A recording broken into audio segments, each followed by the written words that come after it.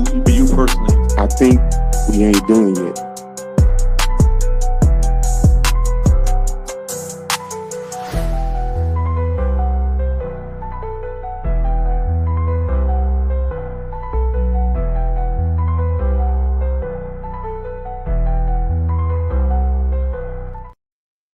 No Nation.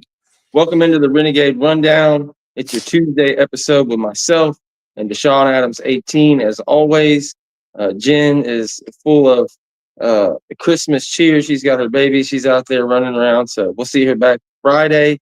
But for tonight, we appreciate everybody joining us on Christmas Eve. Merry Christmas to everybody out there, the Renegade Report subscribers. If you're not subscribed, you can do that for us for Christmas. You can hit that subscribe button. We're less than 50 away from 3,000. And Florida State continues to stay on a roll on the recruiting trail. It's pretty uncanny. If you've been watching us, all year, especially the past 2 months when we talked about what needed to happen with the coaching staff, what needed, how fast guys need to get hired, who needs to come in, what they need to do on the recruiting trail for high school recruiting. The kind of guys they needed to tackle in the portal, specifically at offensive tackle, being one of the major issues on this roster. They've kind of knocked it out of the park. There's a bit of ambiguity around Thomas Castellanos. Like, not everybody was in lock arm on that one and super pumped about it. I personally was. But I think even if people weren't, ecstatic about it, they kind of saw the reason to get a quarterback in. They used Castellanos to get Deuce Robinson in here. Another guy that committed over the weekend, or I believe on Friday, if I'm not mistaken. Saturday, maybe. Who knows? Anyways, he's in there.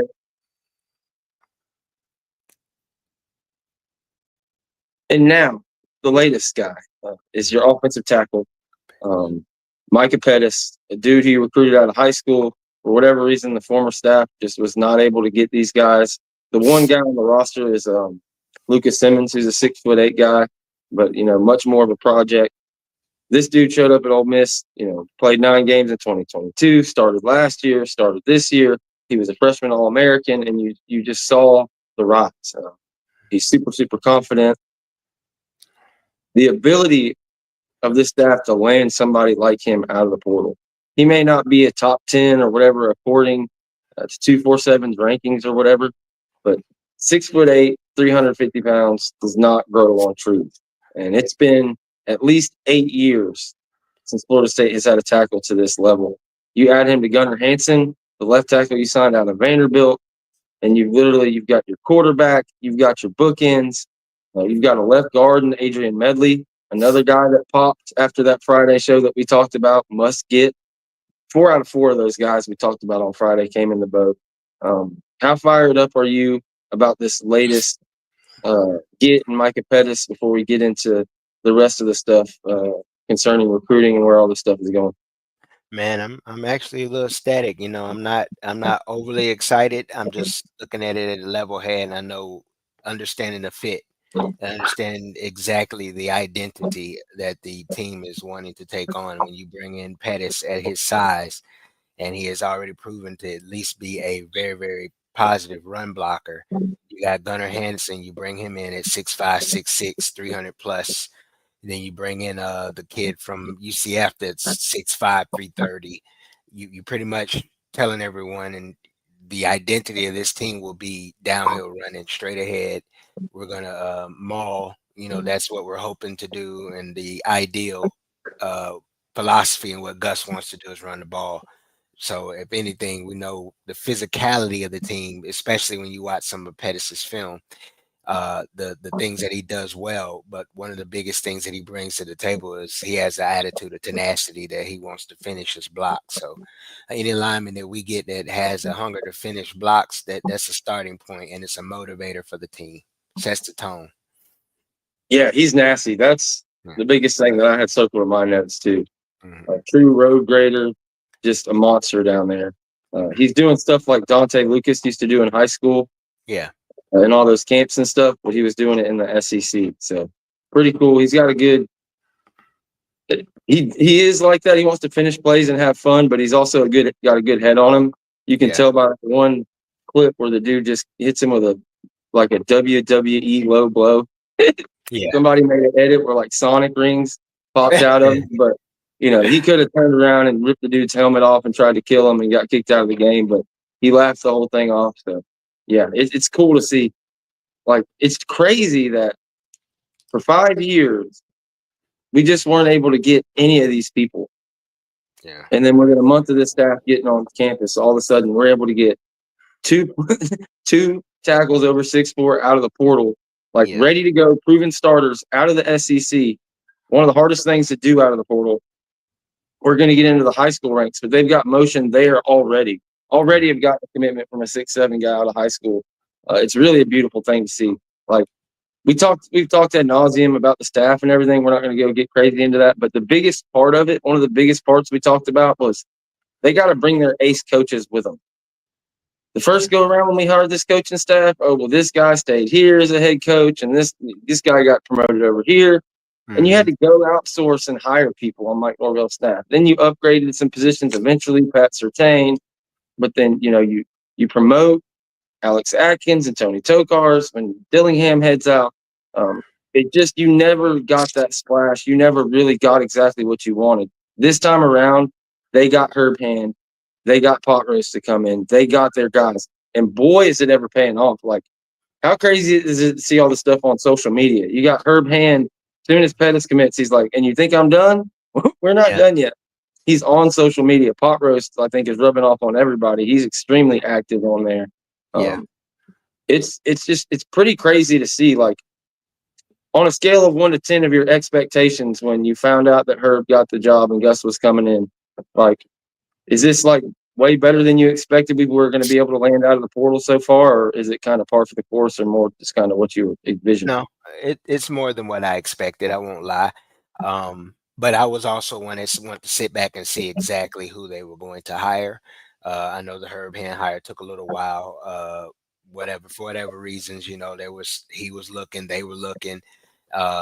But to get someone that has a proven track record where you can sit and say, okay, he's put this amount of linemen in the league. He's had some success at other Power 4 conference schools, namely Texas and Penn State and Auburn. So he's seen it all. He's been able to see different styles of play, defenses. He's had to develop linemen to play against NFL caliber defensive lines. So it's not like we're pulling him from someone, and it's not a knock on anybody that comes from a lower ranked school, because that's, everybody has to get their start somewhere.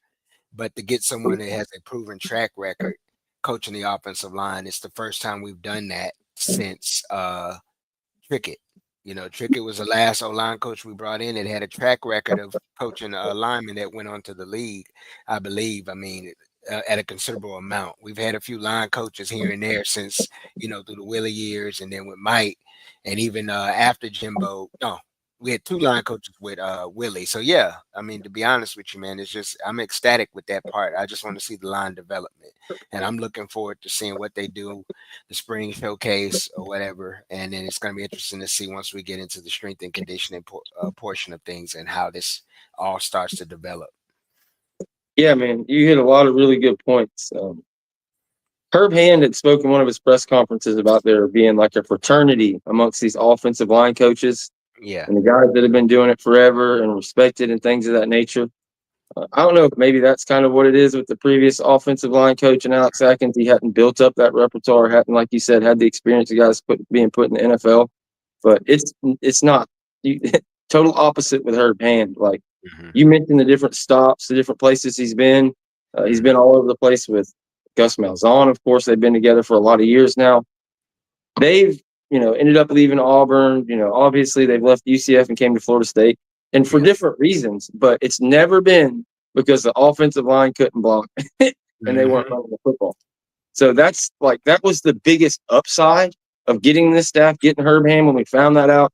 Whether you think he was up for the UCF job or whatever the case may be, you get him in, is that, okay, no matter what happens, even if we don't go crazy in the portal, they're going to raise the floor. We're going to at least know who to block. Things are going to be simplified.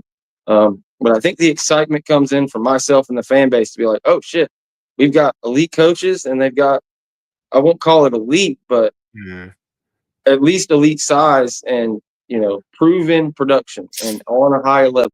Like, so yeah, definitely bowl level eligibility in the SEC tackles, and not just one of the tackles on Ole Miss, but the best graded, if I'm not mistaken, the best graded guy in Gunnar Hansen, and both guys that don't give up sacks and a ton of snaps as well.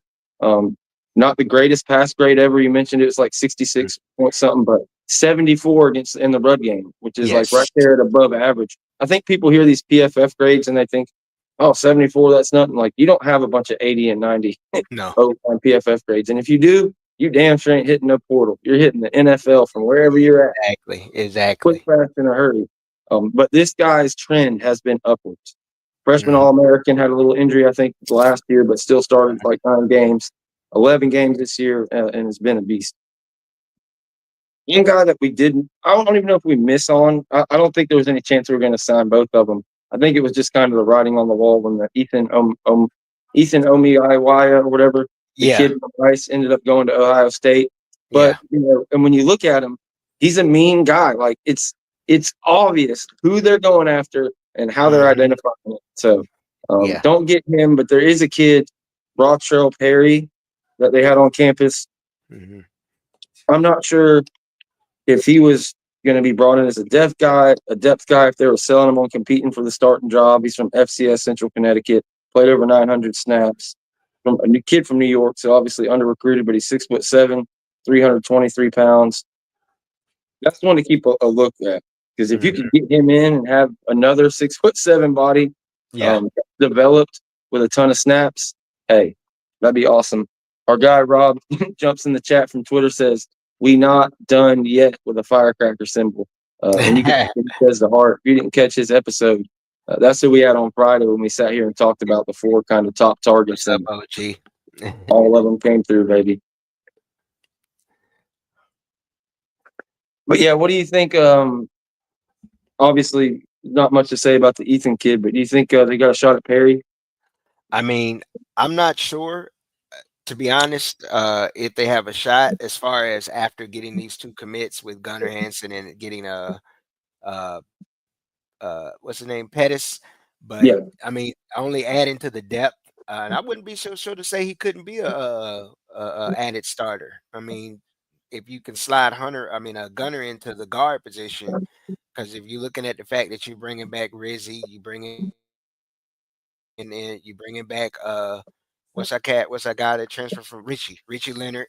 You still got Early, you still got, you got a lot of guys that you can work around, but your tackle position is a key position, and you've really shored up those positions. But to answer your question, getting him, I think there's a shot, but with, if he wants to start, I don't know if he's looking at that unless they have a plan to slide Gunnar inside to the left, to like the right guard position. Because I know Richie can play center also, so it'd be interesting to see how that works out. But I will. Go ahead.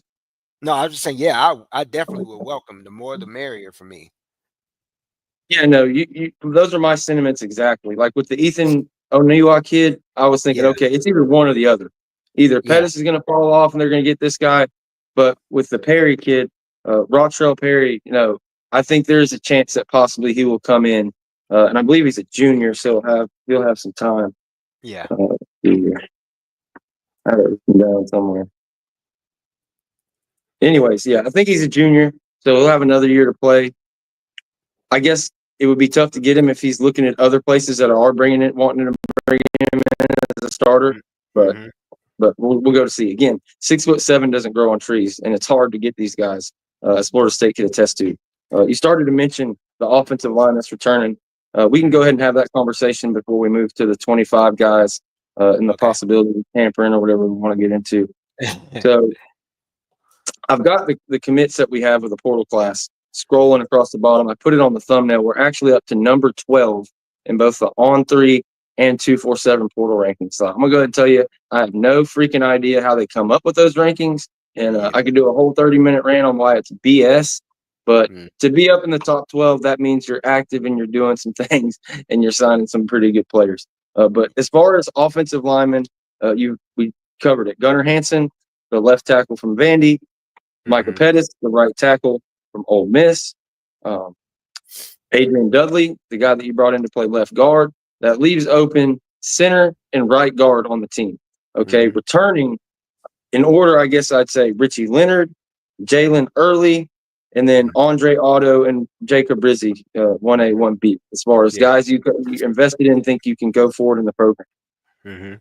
Some people talking about it would be nice if Richie Leonard could snap and you could put him at center and then a Jalen Early at guard, or maybe you pick up another O lineman in the portal. I'd feel pretty damn good about that. But for the sake of conversation, we're just going to put Richie Leonard at guard because we know that's what he can do. That leaves one spot. Like, if it comes down to it, we saw how poor the development was with the previous staff. And we've already talked at length about how good Herb Hand is and everywhere they've been. They haven't always had great rosters. They've been in bad shape, and they've still always done it. So I think with the talent we have in the interior between those three guys I named, Jacob Rizzi, Jalen Early, Andre Otto, even some of the Bryson Estises and, the younger guys coming up, I think they get one guy that can come out there and be a plus player. I think somebody will surprise you on the roster. It's not like there's zero talent and this line is terrible. It's just a ton of guards and guys weren't getting coached up. Guys were injured. So in a perfect world, you'd get more. But my guess right now, if I were to set the lineup, I would say Hanson left tackle, Pettit right tackle, Richie right guard, Rizzi at center, and Adrian Medley at left guard. And that would be a huge upgrade in weight and height across the board. But how about you? How would you rebuild it, as of right now? Pretty much stay the same as you. I like Richie playing the right guard unless they slide Gunner in. You can put Rizzi or Richie at that center. I like that. And then you still can work on development of Otto. But it's another name I'll throw out. I believe it was like a week and a half ago he entered the portal, and I think Florida State was trying to schedule, but I'm not sure. His name is Luke Pettibone, the center from Wake Forest. Yeah. Did you hear anything about that? I It mean, was I right know off that. Yeah, go ahead. No, I was asking, did you hear anything else about his recruitment? Because it kind of like tailed off after some of the commitments started to pop. Yeah, because it was right off of Kittler and Nichols committing. Yes. If you're going to look at one miss in the whole thing, it was one of those guys not getting one of those centers. We talked about that a little bit. I think it came down to value, and we were just talking about what's on the roster. I honestly don't think Hand and them thought they were worth it versus what they could do with what they had or what would possibly come up later. Yes. I think they were focused on tackles for that same reason, and that's why they were so focused on that. But yeah, I feel like they reached out immediately, but not got a schedule. Excuse me. And what the hell? A visit lined up. They have not got a visit lined up to my knowledge. But no, that seemed like a plug and play, perfect candidate and somebody we brought up here a couple of times. But to your, while you're asking the question, no, I didn't. I haven't heard anything on that. But yeah, Luke Pettibone is definitely a name to remember if they get back after it because, I'm not sure exactly how the visits go. If they're able to take visits all the way through, if it's cut off at the 28th, because the portal closes the 28th at midnight. That's when the portal closes. And for the listeners out there, that doesn't mean we're done, like nobody can commit. That's just when the underclassmen have to say, I'm entering the portal. They're going to be able to commit all the way up to spring and forward before that. I just don't want to lie about the official visits because I believe they may have a rule here where we've got a little break with the playoff games going on. And after it closes, they can come back again in January. So there's going to be another round of visits and commitments and all that stuff from the portal in January, if I'm not mistaken. So yeah, there's not a ton going on inside the portal as far as targets besides, he brought up Pettibone. There's another guy I'll ask you about since you asked me about him. I was snooping around. We had our guy on from Tomahawk Nation the other day. If you missed that episode with Jordan Silversmith, I went over there and they had a guy in bold called Elijah Herring. He's a Memphis Tiger linebacker, 6'2", 230 pounds. Fourth-year guy. He had 60 tackles, 8 tackles for loss, 3.5 sacks, 2 interceptions, 4 passes defense, fumble return, a fumble recovery, and 2 forced fumbles. Like really stuck the stalking. I can't talk tonight. Stuck the stalking with stats over there. Jen joked when I asked her about him because apparently I guess he made a boneheaded play and almost cost him a bowl game. But I'm not sure if he's visited or they're trying to get him in a visit next week or what the deal is. Have you heard anything on him? Because I know No. people are out there hungering for another linebacker along Stephon Thompson. But No, I haven't heard anything, but I do know the name. When you threw the name out, I was like, yeah, I did hear someone ask about him, and I did see when he had entered the portal. And yeah, he did. I'm looking in the chat. He did go to Tennessee, and I think he transferred to Memphis, so he has P4 experience also. But no, I had to answer your question, George. I haven't heard any other things as far as movement on him. yeah, he was at Tennessee for 2 years, played in 13 games as a freshman in mop-up duty and things like that. Didn't have a ton of stats, but he was productive at 2023 in Tennessee. 80 tackles, 4 tackles for loss, half a sack, 1 pass defense. But you heard the stat line from 2024. Really a different deal. 8 tackles for loss, 3.5 sacks, 2 interceptions. Somebody that could come in here and play that rover or one of the linebacker positions, whatever you want to do, would be a good fit for this defense. So, yeah, we'll see. We're not going to blow smoke up your ass and say we're going to get him, but I know the staff thinks they're going to get him on a visit and have a shot there. And I know folks would be happy about that. Another guy that hit the portal, I believe, either today or yesterday, that pretty excited to see since we sit here and we've set our offensive line. The running back room at Florida State, there's talent. It's talented. It's as deep as anybody in the conference. But there's not one guy that you point to and you like, that's the alpha. That's the guy that's going to start, and we'll see if anybody can line up behind him. You've got a bunch of, is Roydell going to stay? Cam Davis, promising. Sam Singleton, promising, but a little bit stiff. You'll see if he can keep getting the carries and keep getting better. He showed some explosibility. Usman Chroma is the one guy that I'm as sure of as anybody, and he hasn't seen the field yet, that could possibly be an alpha and a true number 1 at Florida State, maybe in 26. Maybe start earning those reps towards the second half of the year in some fun ball games and some battles, unlike what Cam had a chance to do in his first year. A guy, a plug and play, could possibly be a running back 1, a guy from Utah State, Rasul Faison, third-year guy, 1,845 yards the last 2 years. He's 5'11", 205 pounds, very much in the style of plenty of successful running backs that have played in Gus Malzahn's system. But I mentioned 1,845 yards, but of those, 1,109 yards this year, 5.6 yards per carry, 8 touchdowns, almost 100 yards per game. He also had 22 receptions for 100 yards, so he can do that coming out of the backfield. Florida State immediately got on him, contacted him, offered him.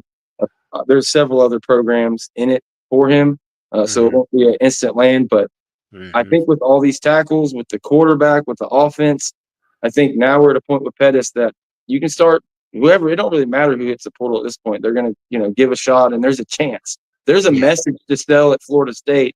And, running back, we've been kind of mum on it this whole time. But how do you feel about this kid and possibly adding a running back? Because I said the other day that Micah Pettis was like kind of the infinity stone, the 10th recruit, the perfect guy that you need. He's a guy that outside looking in, no chance you land this guy unless you give him $10 million. So now that we're past that, we're at least to a point to where we've got enough offensive linemen that we're going to have something to work with. We're not going to be anywhere near the bottom 100 or the bottom 30 of college football like we were last year at the bare minimum. What do you think about getting a running back versus going with what we got in the stable? To be honest with you, George, I'm not necessarily high on taking another running back at this point. I think we have enough in the room. I think this is one position where we don't have to necessarily reach unless someone hits the portal after spring. Then you might want to bring another guy in with the slew of young guys between Davis, Singleton, Makadanzi. You got 3 bodies there. You still have Lucas is going to be coming back off an injury. Then you add in, we don't know what's going to go on with Roydell, and then Osman, you still have him. So I think that's one position that we don't really need to reach for to necessarily bring in a guy. I mean, I understand what you're saying. Gus has a particular type, but I think we have some bodies on there that can fit that narrative, fit the system. We just need somebody who can run the ball, hit the hole, don't fumble, That's 360. Run where they ain't. We just need Who would you go with? Who would you have if it was spring? Who would be your top 2 running backs off of what we have right now? Right now, coming out, it's Singleton and Davis. I'm looking at your slam kind of downhill guy and then your speed guy. I would actually take Danzy and mix him in as your Swiss Army knife kind of guy. I always forget about Danzy. Yeah, utilize him. If you remember a name that it was at Auburn by the name of Ontario McCaleb. He was kind of a running back, but they used him in the slot too and ran a lot of fly sweeps, jet stuff. Getting Danzy on the edge, utilizing his speed and allowing him to utilize, run him in the run game, use him in the pass game, just a versatile weapon. And you can also put Lucas in that spot too. But with him coming back off an injury, we don't know how that knee's going to be coming back. But that's where I would go. And then I would start working in other guys. This is something that, I need to talk to James, some of my other guys that are a little bit, actually played the game. Maybe a reporter will ask about this. We'll find out in spring. I wonder about that tailback position and how Mike Norvell used it. Like Jalen Lucas, to me, I want him in the rotation in the slot. But we'll see how he uses him. But that's another guy. That's probably the best name in the running back room. When I'm thinking about this offense and running the ball, not a fit for that part of it. Especially like you said, coming off the injury. No doubt he could run between the tackles, but how many games would that shit last? But it's going to be very fun. To be fair, nobody sticks out. There's not somebody you just immediately say that's going to be running back one. But look what they were dealing with. I mean, if you're running off tackle, the tackle was getting beat every time, and you're having to juke the defensive end. If you're running inside, you had 2 defensive tackles in your lap. It was tough for these guys. They did miss some open holes, but we're going to see some one-on-one guys with a road grader, 6'7" Micah Pettis, where he's going to get a hold of some guys and he's going to pancake their ass. That is going to happen. And Adrian Medley at left guard, he's consistency is his middle name. He may not be the best guy out there, but they're going to open up some holes. We're going to see some running game. Call me putting on my blinders or predicting. We're going to see the best running game Florida State's had in a long time, at least back to 2022. That's what we said all this time going into the offseason last year, because that's what we were sold. That's what Alex Atkins told us. That's what the media told us. Everybody, that's what we told y'all. It didn't happen. We brought back 13,000 snaps, and it was tough. But, UCF didn't have Jordan Travis. Those stats from the offensive numbers and the running game and all that, no, that's legitimate. And Vandy did not have Jordan Travis either. They had a pretty good quarterback, but no, they were up against tough competition. This is what we preach. This is what we need to go get out of the portal. Proven production. Players. And there's something else that gives me the heebie-jeebies nowadays after last year and what happened with the guys we got from Georgia and Alabama. Be weary of a guy. I don't care what he was out of high school or how productive he was as a freshman, and then it dropped off his sophomore year, whatever the case may be. If you're going from a Texas or an Alabama or an Ohio State with where they are now to a Florida or a Florida State, it's either they paid you a shit ton of money or there's some kind of thing right there. You don't want to work. You got complacent or something. So I love the fact that they've gotten Power 4 guys, but it's clearly a step up. It's a different deal playing at Nebraska than Florida State. It's a different deal coming from UCF in the state of Florida to Florida State. I mean, it's literally upgrading from coach to first class, going from UCF. I don't care if you're in the Big 12. It's just different. And across the board, that's kind of what you see with all these guys. Randy Pittman Jr. is somebody we kind of talked about on the Friday show just in passing, but he's somebody they got in early. One of the rare ones that you don't get. Most go the way of Marcellus Marshall, or they end up committing somewhere else. Usually, they don't commit on campus while they're here or 24 hours after they leave. That's it, because they're either, as soon as they're leaving, going back to the place they visited before you, or they're going to commit to you. Randy Pittman Jr. is one that came around. We talked about it a little earlier. I think did we already talk about it on the show? But yeah, I think we talked about it a little bit. I don't think we went deep. We deep dove on it a lot. We just discussed some of the strengths and the things that he'll be able to do and being familiar with the system. So. Yeah, I love it, man. Really love just kind of everybody they got in here. Stephon Thompson was one of the very first ones that people commit. You brought up earlier as I'm looking at who's scrolling across here. Marcus Douglas, he's going to help your offensive line block. I'm trying not to tell lies. I'm just trying to cover the facts and talk about where we're at, but I'm getting excited. I said 7-5 would be a home run for this staff. Looking at the mess we had when they fired everybody and we were looking at hiring coaches, I was like, Like, what are your expectations? Because people complaining about not getting this, not getting. I'm like, dude, like, what planet are you living on? It's Florida State.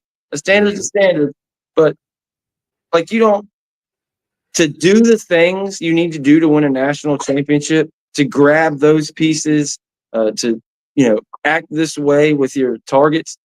You have to have a foundation. There has to be something to build upon. Like, you can't build you can't put the fancy mirrors and the extra mud flaps and all that shit without a chassis. These guys were going in the portal to grab a chassis, to get all that stuff there. Now we're to the point, now we got the chassis, we got the doors. Now we can start looking at some of this shiny shit. The running back gets the portal, things of that nature. But it's been pretty amazing to see what they've done so far. And we can get to the high school stuff a little bit, but any comments just on that before we move on? I'll throw one more name out there in the portal to watch, wide receiver. I know we didn't get the kid, and a lot of people were a little upset about the Omega Blake commitment to Arkansas. But another name to throw out that's a Tallahassee native is West Virginia wide receiver Traylon Ray, who played at North Florida Christian. There's some, behind the scenes things that he's interested in coming home. I don't know if he visited. They believe there was something about having a visit set up or something, but I'm not sure. So it'd be interesting especially you see Benson's hitting the portal now also. So, hey, I would kick the tires on him. I think he had an injury last year or something. But that's another name to throw out there for wide receivers, because you got to understand in Gus's offense, the wide receivers' responsibilities are going to be totally different. You see, we're going to have trees, we're going to have tall guys, so we need more. You're looking more for speed. That's what they were looking for with Omega Blake. They got Deuce. That's their other size guy. So I think the next guy they take is going to be like a tweener, a tall guy with speed, or a shifty guy. But it's going to be a speed guy. So yeah, I look forward to seeing Javon Boggs in that role, along with, like I said earlier, Jalen Lucas, Micah Danzy at running back, but also split out that way. It's going to be fun to see how, like you said, that McCaleb role for them. Yeah. We've got our Sammy Coates out wide. We got all the trees out there. It's going to be a lot of fun. Like, I believe somebody tweeted out that the only person under 6 foot of the 10 commitments is Thomas Castellanos, and it's just 6'7", 6'5", 6'7", 6'6", like across the board, 6'6", and you're looking at them come across. Deuce Robinson, 6'6", James Williams, 6'6", Deontay McCray, I believe he's 6'4", 6'5". Yeah.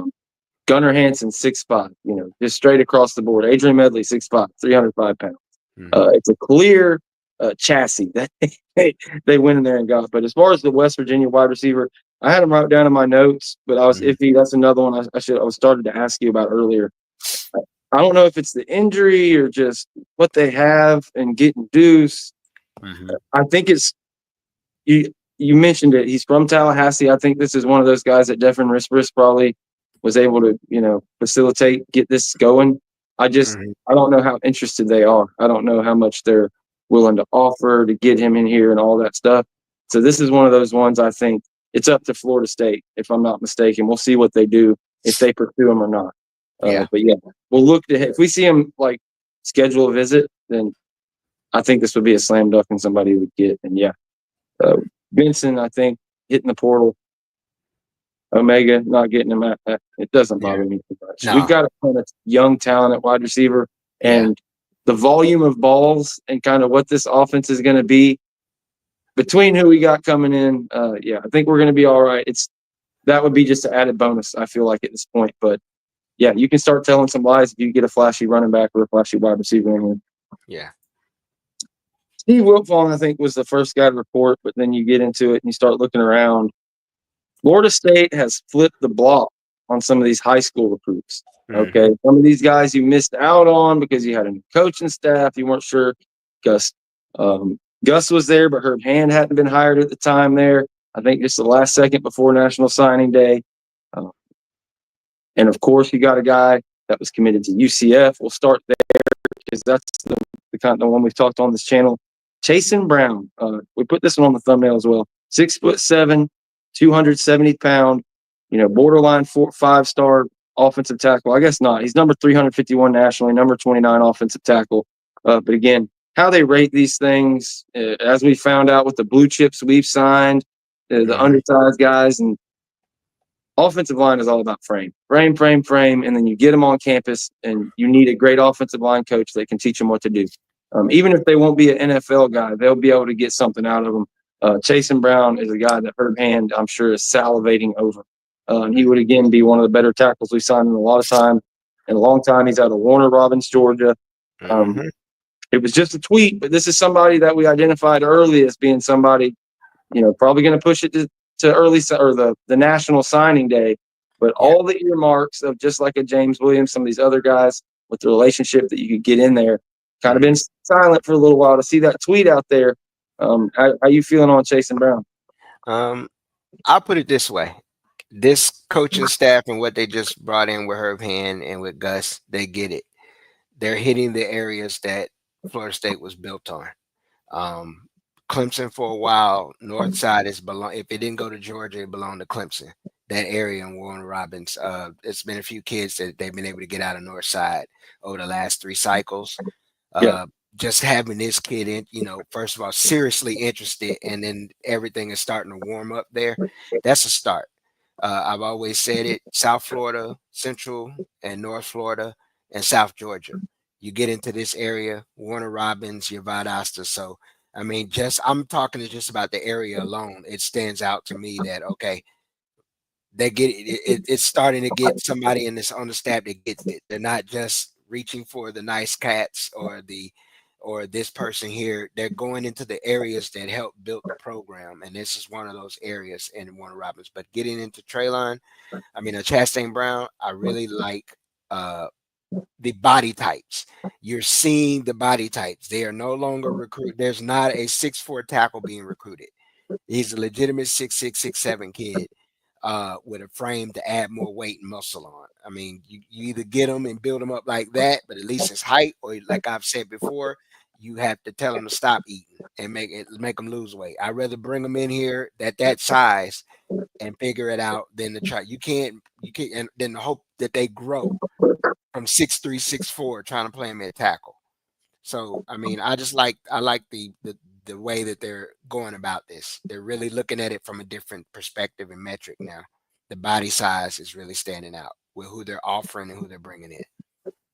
Yes, and a guy they just signed, I think it was the first offer that Herb handed out when he got here, 2026 offensive tackle Xavier Payne, 6'7", 200 some odd pounds. That's what I'm saying.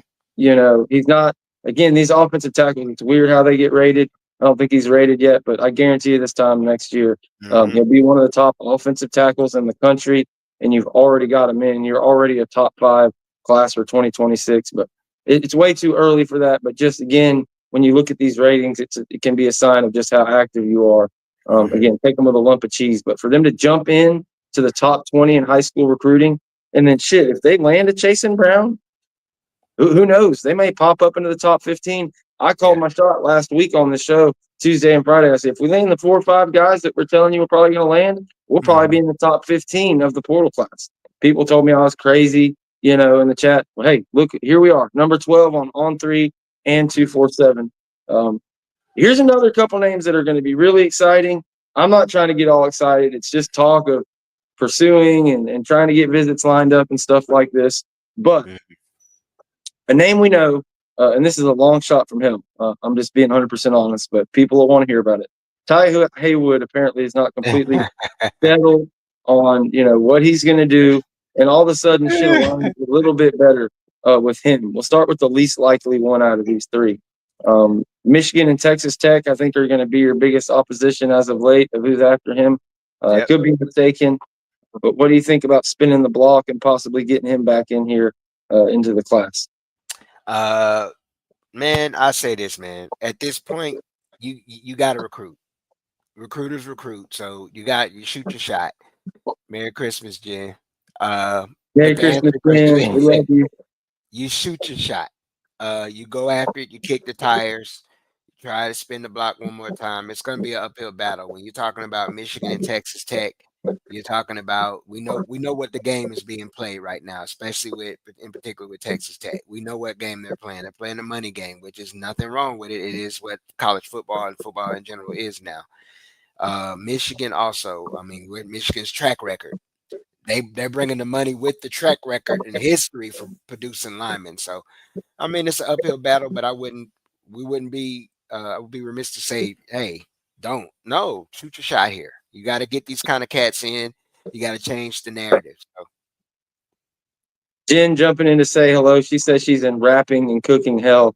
As I said, she's got her babies over there. Single mama getting shit done. So yeah, we love you. Thank you for dropping in as we talk a little recruiting. If you guys didn't catch the roast last night, her and Tiny Hat went in on Curb Street and ESCCPN and all that junk. And then I joined them. So, put my little 2 cents in as well. So I'm usually not on the roast, usually back behind the scenes, but I was on the show. It was fun, man. It's not this, guys. If you're into just watching a podcast and just having fun, it's from a Florida State perspective, but we get into it all. They touched the Travis Hunter thing last week, like a little bit of everything. We're going to get into it, but it was all about Curb Street and bashing him. The Hurricanes, the Gators, they're going to get roasted every week, but it's not this. It's not come in here, meat and potatoes, George running off the information. It's a different thing. So don't go in there expecting that and getting all upset. We're a Florida State channel, but we also have, from a Florida State perspective, just a fun channel just to roast everybody. If Florida State players need a roast, they're getting roasted. So, guys, if you're into that, hit subscribe. Check it out every Monday at 8:30 Eastern. But, yeah, I'm fired up. Somebody already called it out in the chat, and I agree with you on Haywood. That's why I brought it up kind of tongue-in-cheek there. But the name that did pop that is fresh is Zahir Mathis, 6 foot, 225 edge. Again, Ohio State and Michigan are going to be kind of a couple of your top competitors for a guy like that fits perfectly in the scheme. And you got Tylon Lee. You got Kevin Wynn in that class. That was great. I'm blanking on who, if we even had an edge. Oh, yeah, that's right. We had the Desir twins, though. Yes, guys. We had great. We'll see what they can do. This guy, this is the prototype. This is the guy that you could bring in and could, blossom, and you could really have a guy that, it remains to be seen. I haven't watched all of this film. I could be talking out of my ass, but he's ranked this highly. He's got the size that if he had to get out there, he wouldn't just get destroyed. Or if anything, maybe by next year he could. How do you feel about this Zahir Matthews guy? And I think we got a real chance of getting him in here. He's from Philadelphia, Pennsylvania. Yeah, Emotep. I think we've had a kid or two over the years from there, from the Philly area, from that particular school. But 6'6", 230, 240. Edge. I think we have it's any shot as anybody else, but it's the same as with Haywood. It's an uphill battle at this point. When you start looking at these kids, before we get into NIL and money, you're gonna have to look at the perspective of the kids. Can you get me to the pros and develop me? Are you winning? So right now we have one out of the 3 different things, or 2 out of the 3. We have some money, but maybe not the money that Ohio State, Michigan, and so on have right now, but they're throwing out or willing to throw out. And then you look at the fact that, okay, we do have the production going for us. We put defensive ends in the league, so he can look at that. But the one thing is the winning. These kids want to go for the big brand conference in Western, and we're a big brand, but they're looking at the whole package. So I would just say, to be honest, it's an uphill battle, but I wouldn't be surprised at this point if we could pull it off. But 100% right. Let me play the devil's advocate for a minute. Okay.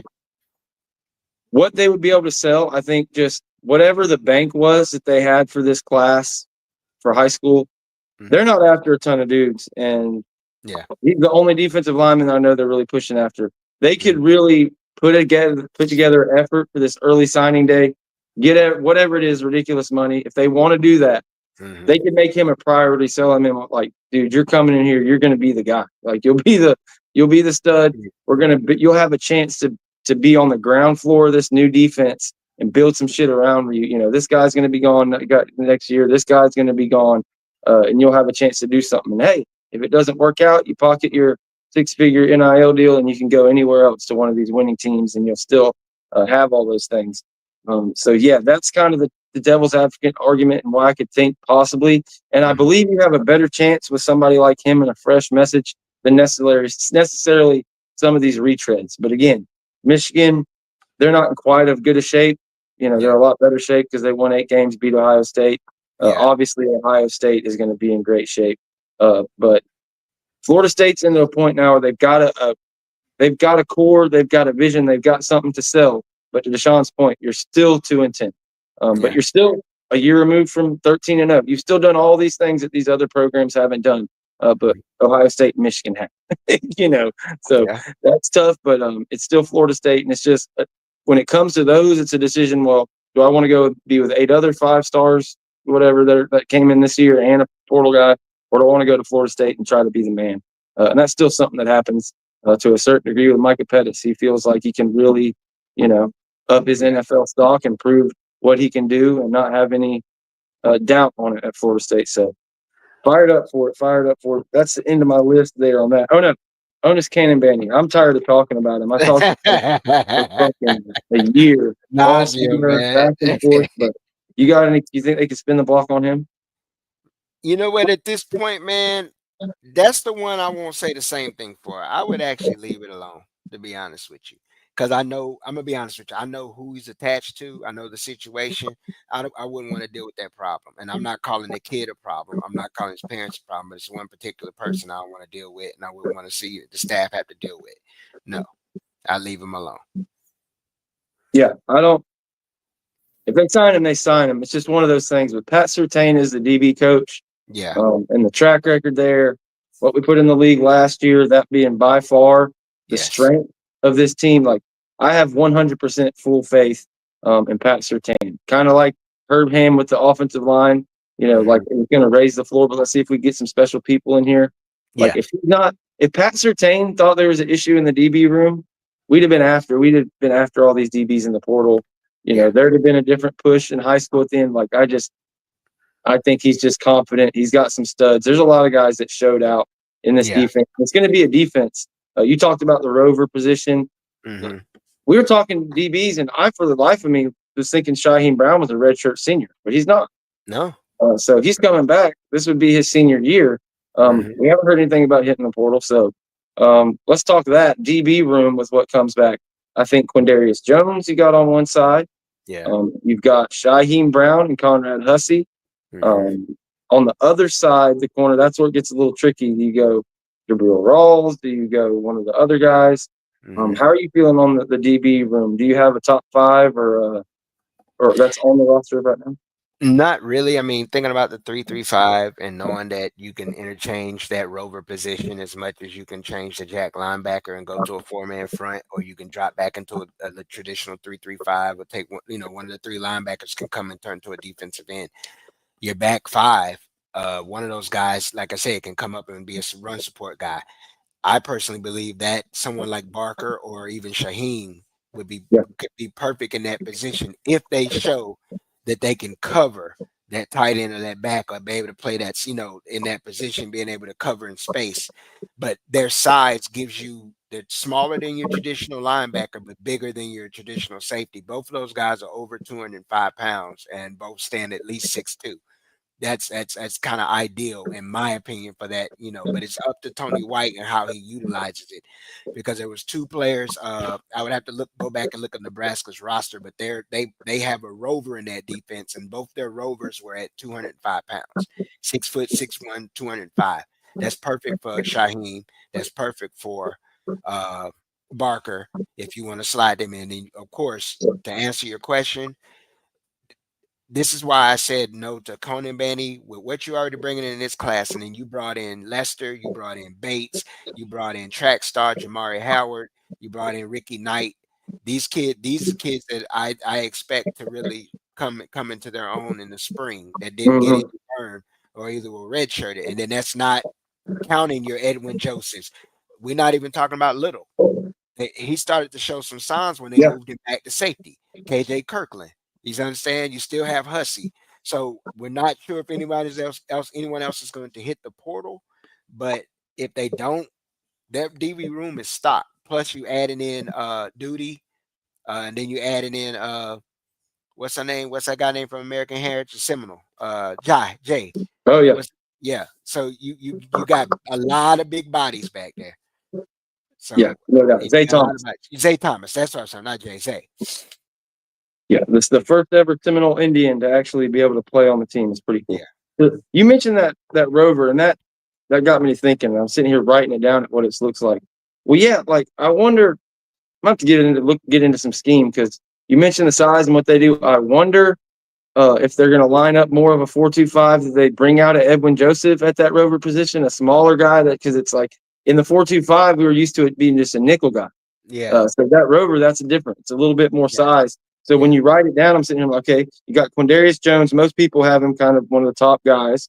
So if you put Barker at the rover, you got Hussey at safety, you got Brown at safety. That leaves you a corner. Could Edwin Joseph compete with Kai and those guys? For that, even though he's a little shorter, we'll see. But I think, like you said, between Joseph, Kai, Jamari, Ricky Knight, Earl Little Jr., it's going to be interesting because that rover isn't a nickel like Earl Little Jr. and these other guys, Edwin Joseph, were lining up as. So it made me rearrange the competition for the right side corner because it's going to be a little different. It'll be fun to see how that plays out in spring. Similar to somebody was asking in the chat how they would use Jalen Lucas. I talked about that earlier in the show. Not sure exactly how that tailback situation and Gus's offense play out versus Norvell's. That'll be another fun thing to see in the spring. We know we're going to see a lot more, in between the tackles running and all that stuff. But yeah, there are little intricacies like that we haven't quite figured out yet. Mm-hmm. You want to talk about the linebackers? Then the D line. Might as well finish it up. We got about 9 minutes away for an hour. If you have any questions, obviously super chats always go up. Guys, please hit subscribe if you can. Be a great Christmas present for us to get to 3,000 subscribers. Hit that like button. It helps the algorithm so much. But yeah, if you have any questions, get it up on the chat. I'll give a bunch of shout outs for some people in the chat. I know I'm bad about neglecting it. I've been watching it, just kind of taking you guys' information in as we do this thing. But yeah, thank all you guys. But if we're going to look at linebackers, I'm just going to write them down here. Omar Graham Jr., that's the top of your room, obviously. And then below him, your two guys with talent that you think are going to be kind of future of your room. Blake Nicholson, Juice Cryer, both of them with rumors of going to the portal. They both came back. To me, those are your top guys. Plus, you've got Stephon Thompson coming in, of course, from Nebraska with the experience. Feels like those are your four top guys, but I'm not sure how it shakes out. How do you think it shakes out with those three linebackers, like the jack, the middle, and the inside or outside, whatever they call it? That's still the biggest question mark right now. What they do with that jack position and how because you gotta, it's depending on how they do it. Like Tony White had said, that's why they're going to probably be a little bit more multiple than probably he's used to until he finds that particular player to play that spot, because it takes a certain type that's going to be able to do both. But to say what we have at linebacker, I think it's good. I think we're at a point where we have to start seeing what we got. That's even when we go back to defensive back, when one of our viewers that spoke on the safety position needed experience. The best experience is playing time. We got to start playing some of these kids that we're bringing in, or they're going to hit the portal, and then everybody's going to fuss on why they hit the portal because they didn't play. So we got to start seeing what we got out of Nicholson. Let's see if it's development or if it's actually just personnel. Because we can sit here and say, well, we don't have this at linebacker and we don't have that, and Randy didn't recruit this, but we got some of those bodies that we do have. We have to get on the field. I would say yes, we do need to bring a linebacker, but I wouldn't say an inside guy. I think we need to find one more kind of edge hybrid guy that's going to be able to play that. But you just can't; those just don't fall off trees. You have to find a guy that's capable. You may have a guy on the roster that can do it. You know who isn't in the portal right now? One of the names that I said that could probably play that position hasn't hit the portal. One Hester? did. Yep, one did. Boots did. Hester didn't. So, and Turner did. So let's stop and wait and see what we got. See what we got going on there. I'm pretty sure. I'll explain it this way. In that 3-3-5, you're going to be able to send a blitz from different angles, different positions. It's not just going to come from the corner. It's not a traditional put four man down, send the ends up the field to rush the passer.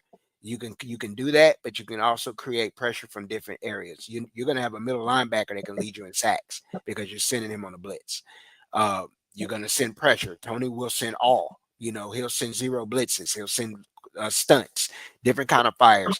But just putting it in perspective, we have to get out of the mind of the traditional 4-3 defense and what we've been used to seeing for so long 4 guys down, 4 guys rushing. It's not going to be like that. You're going to see pressure come from different places. You're going to actually like it once he gets it going. You're going to love it because you don't know who's coming. He can drop somebody. He can send more. So it's going to be fun to watch. Wow. It's just the personnel. It's going to be fun to watch when it really goes. Man, let me answer the chat. Cam Riley, no, he's out of eligibility. He's gone. And Encyclopedia corrected me. They'd be the first Seminole on scholarship as a player. There's been a walk on or two over the years. So correct that. But yeah, I hit on a ton of good points. I totally agree with everything you said, literally. Because that's exactly what I was thinking when I was asking you how it shakes out. Because when I'm sitting here looking at it, I'm saying, okay, Omar Graham Jr. at middle linebacker with Blake Nicholson, or Juice Cryer on the other side. That's what I'm going to want. And I'm wondering if Stephon Thompson can play that other role. I'm wondering if Aaron Hester could. I wonder who they could bring in to do it. Could Ashton Barker even play that some? Hold on.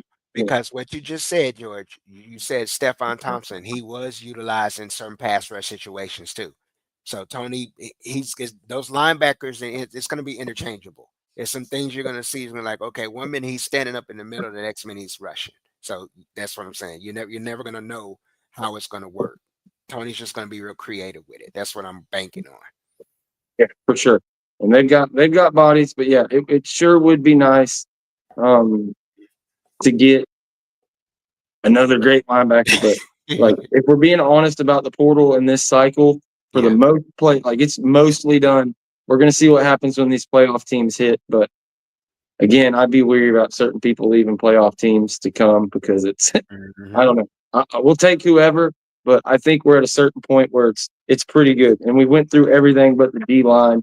Let me give a shout out to some of the people in the chat.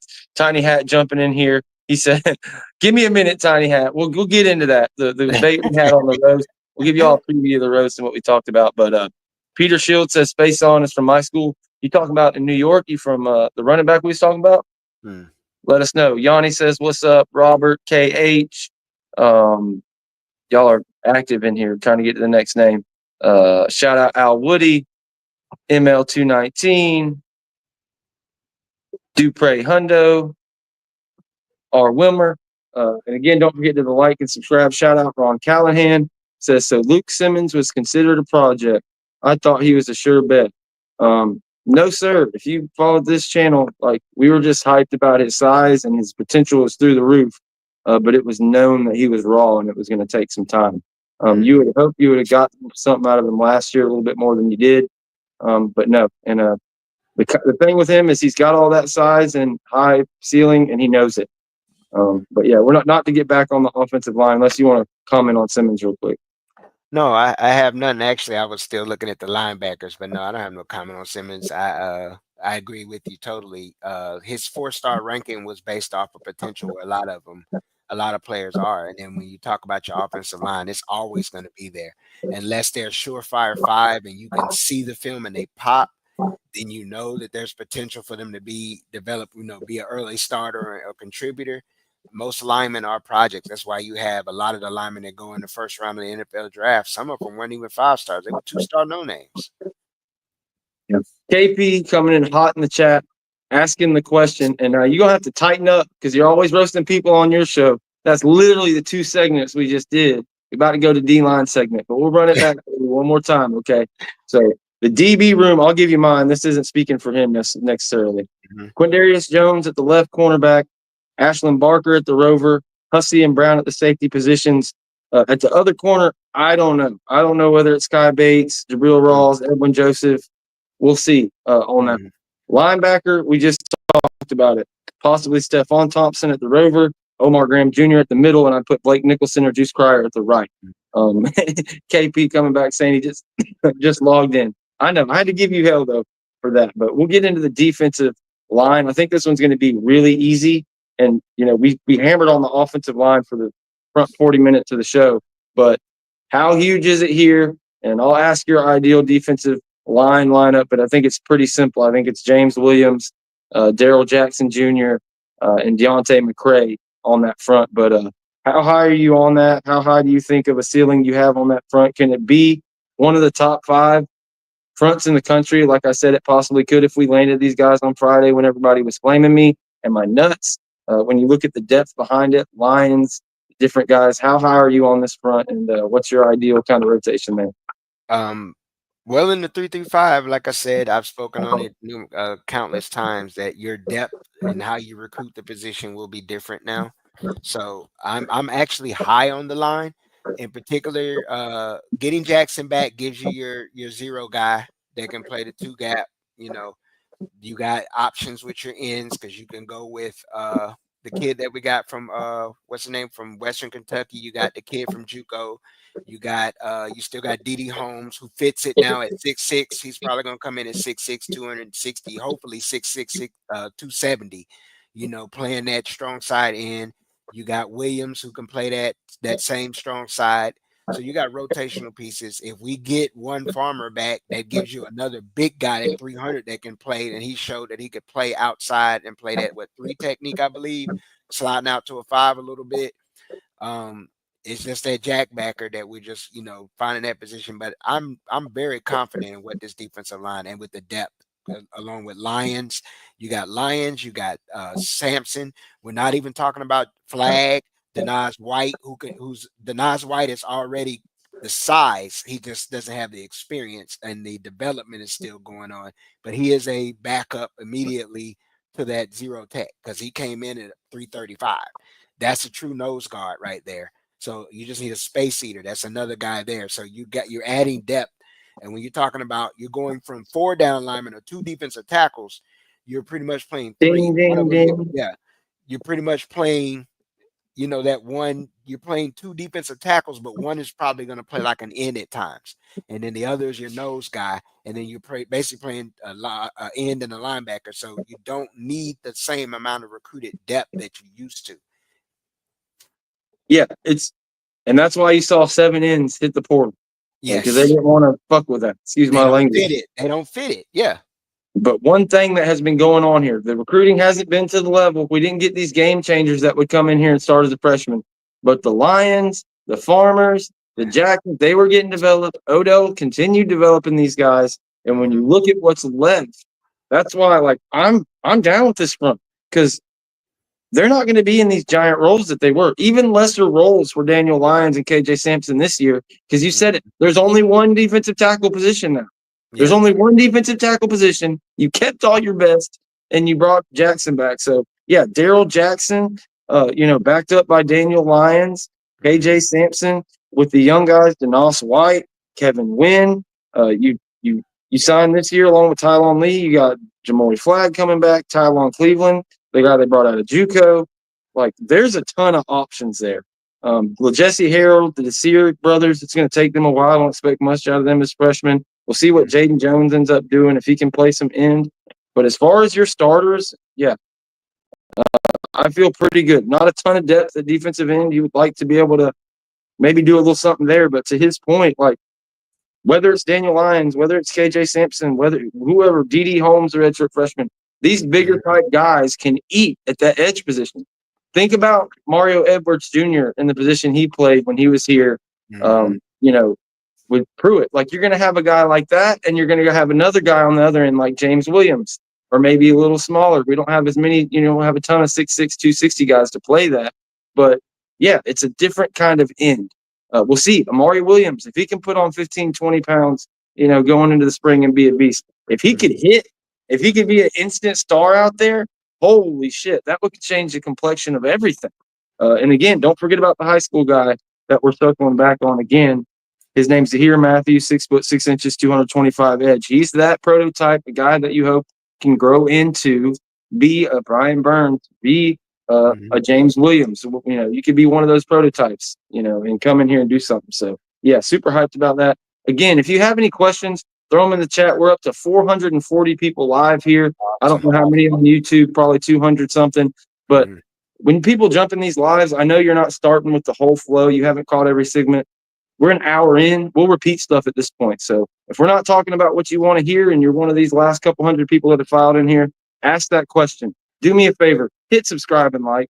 Yes, please do. Our channel's going to crash if you don't, guys.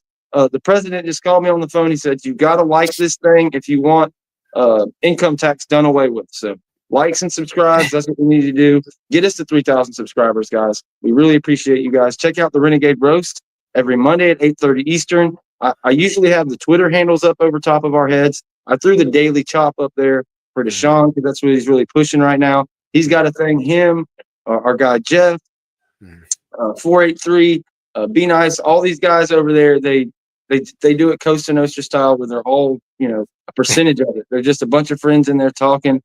So let the folks know what you got going on over there before we get into the questions or whatever hits the chat. What's going on at the Daily Chop and what kind of experience can they get over there? I know you guys are on a pretty meteoric rise here as engagement comes back to Florida State. You're going to get raw and uncut. We are not Florida State specific or centric, but we do have segment where we discuss FSU. You're going to get everything from that to the latest news, our crash outs of the day or the week. It's just a wild ride, and we have fun doing it. Y'all can see us on Thursdays. We're switching to prime time on Thursdays now, where we were doing nooners. We're looking forward. Look for merch and things. We just continue to grow with us and just continue to follow with us and support. We really appreciate it. So here we can get into the woods a little bit. Explain for us, D, if you would. Would you like to see the nose playing one tech or zero? And what is the difference in those two techniques?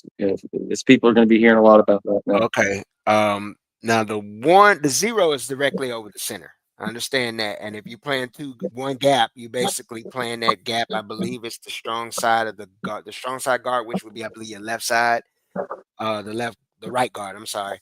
The zero tech is over the center. One tech is right off. It's a shade. It's basically a shade off the guard. I'd rather see Jackson, to be honest, play straight zero. Straight zero, mash the center right up in the middle, make it dirty, force double teams. Because if you're forcing double teams, you're making the guard and the center have to be accountable for him. If your linebackers get the slide free. That's the whole object, is the linebackers knowing their gap responsibility. And his job and the other defensive end's job is to keep them free so that they can flow sideline to sideline or get up the field if they're rushing. Yeah, I agree. I feel like that's something we haven't seen a ton of. That's the part of this that I love, and they spoke on it. There's going to be a lot of that. So, yeah, I'm a big fan of the zero tech. You'll see both. As we said earlier, they're going to be in multiple fronts. So, if you got four guys down, chances are you won't be in the zero. But yeah, it'll be fun. It'll be fun to watch. Again, any questions you guys have? Is there anything we haven't got into? On your mind? I know Tiny wants us to talk about white DBs and all that stuff. If you want to see that conversation, it's towards the end of the roast. We got into it. Jim was denigrating our white DBs based off of Clemson experience and how Clemson did. And somebody put a comment in the chat. I was thinking it in my head, but I'm like, I'm not opening these can of worms. Although, shit's flying a little freer on social media these days. So it is what it is. Like, I was like, no, Jen, we don't need affirmative action white cornerbacks like you have at Clemson over here on God's NIL. If a guy like Cooper DeJean earns his way to be a white DB at Florida State, that would be amazing. And then like a Cam Scatterboo, somebody like that running back, it would be great to have the token white guy out there. But yeah, I'm not holding my breath for any white corners at Florida State, but there have been more out there. It's Cooper DeJean. I believe it's Will Compton did the whole white NFL team. It's like borderline like racist undertones, but it's like, whatever. Like, it's so rare. We're going to talk about it. I think it flies. If not, I'll shut up. I'll issue an apology. But no, I thought it was pretty funny. But yeah, go check out, if you're into that kind of stuff, more just letting it fly comedy stuff, getting on everybody's head, especially Kirk Herbstreit, Lane Kiffin, all those guys. Make sure you check out the roast. But yeah, anything else? Anything we've missed? Yeah, I'll add one more thing. The answer Tiny had is basically I want him to play two gaps. Play both gaps. One more thing I'm gonna add is this. I'm gonna name out these numbers, and I want you and the viewers to listen. 47.2 points a game. The quarterback threw for 4,000. Let me make sure I got it right. 4,059 yards, was responsible for 46 touchdowns. They had a rusher that ran for 1,500 yards and 14 touchdowns. And they had a receiver that caught 1,000 yards with 8 touchdowns and another one with 743 yards receiving and 10 touchdowns. This was Tulsa's 2008 offense. This was the last time that Mike Norvell, Herb Hand, and Gus Malzahn were together. This is what he meant when he said the last time we were together, we set records. It's where it all started. It's where it all started. That Tulsa team won 11 games, lost 3. They went 7-1 in conference. Todd Graham was the head coach. Gus Malzahn was the OC. Mike Norvell was the wide receivers coach assistant, and GA turned wide receivers coach wide receivers coach. Yes. Within a year, like this, he just did the GA, and he was like, "Well, you're fucking better than the wide receiver coach." Yeah, they're and the wide receiver that caught that 1,000 yards, ironically, was Brennan Marion. It's crazy. So many people and all the different coaches. I'm not sure who was on that exact staff, but I'm guarantee it was maybe Dilly, maybe this guy, maybe that guy. Like there were so many people. So they're roasting me, guys. The chat goes by so fast. I'm trying to do this and do that. I know I'm terrible about it. That's why super chats always get up, but we don't. It doesn't have to be that. It's just tough to keep up. But Yanni was flaming me after KP told him, well, well, I got to put it in bold so George's blind ass can see it. So he had a question. He said, how does Gus use wide receivers? Understanding, is it one primary? So Deuce, I assume West Virginia kid would not be good for the young cats like Moore, McCoy, Williams, Fryer, etc. Well, it's pretty much the same philosophy. What you've seen over the last 5 years. And once we were able to throw the football, especially in 22, and then in going into 23, the philosophy is the same with passing the ball. That's where Mike got it from. So whatever you see in the receiving and passing game, go look at Auburn, go look at UCF, then go line up Arizona State, Memphis, and Florida State when we had productive offenses under Mike Norvell. Go look at Gus's offense, line it up. Hey, let's go look at Rhett Lashley. Go look at the system. Go look at the go-go offense. Look at the system. It's the same passing system. You're going to have one guy with 1,000 or more on an explosive super year. You may have another guy with 700. You're going to have a tight end with 250 to 300, or a back that makes up for that would have 500 yards rushing, maybe 500-600 yards receiving. It sounds right, familiar, right? In our best years under Mike, we had something like that with Toa. He had maybe 400-500 yards rushing, 300 yards receiving. What did Bell have in 23? He missed games and still had 500 yards receiving as a tight end. You had 3 tight ends with over 200 yards receiving. You almost had 1,000. You didn't get the 1,000-yard receivers, but you missed out because of what? Injuries. But you go back to 22, Johnny damn near had 1,000 yards. That was your primary receiver. But you still had guys who had roles. It's the same thing. The offense is going to be not this. It's going to be different window dressing, different philosophies and how they run the football. But as far as how Gus passed the ball, it's the same philosophy as Mike. Mike does some different things in how he passes the ball. Gus is a little bit more dink and dunk screens and stuff like that. But we've seen Mike do it too. But and Mike wants to do that shit. Yes. We just don't have anybody to block for it. Yeah, exactly. And that's why I was screaming about it, because he was still mixing it in this year. And it's like, sure, we're only running for 3 yards per carry, but we're -6 per play every time we throw a fucking screen. It's like, God, dog. Now, but that's the philosophy with the wide receivers. That's what you see we brought in. Jordan Scott, 6'7". Deuce Robinson, 6'6". You're going to have trees on the outside, and then your wide receiver, you're going to have your Boggs. You're going to have a Jalen Lucas take snaps there. It's a shame Destin Hill left, because he'd have been perfect for that. And you're also going to have these guys, to your point, come in the backfield, and maybe that's where the tailback position was born out of that. And again, we'll see how that works out in his offense versus Mike's. But same concepts and stuff. Like it was always when Keon and Johnny was here, it wasn't a ton of crossers and stuff all the time. It was send those guys out, open stuff up the middle for the smaller guys and the tight ends to get open. And you got Marcus and Douglas. I'm hoping, and this is just me hoping, but I'm hoping it's closer to 2013 Auburn with some of the passing stuff mixed in. But who knows? It may be a little bit over to Mike's side and his evolve. We'll see how that's going to play out. That's another one of those things we just got to wait for the spring game on. Yeah, we're going to have to wait. Now, to answer one of our viewers, Yanni, that's in the comment, yes, we're going to run the football. But if you understand that Mike Norvell wants to run the football, that's always been a staple. Just go. If I implore you to go look at our past teams, go look at his Memphis teams. You're gonna see the set. Go look, follow him back to Arizona State. Look at the numbers. Then I want you to go look at that 2008, the stats from that team. Then I want you to go look at UNLV this year, UNLV last year. Go look at Rhett Lashley and Gus at Auburn. Go look at Gus at UCF. Go look at who its other names. Chad Morris. Chad Morris was from that same system. Go look at Clemson when Chad Morris was there.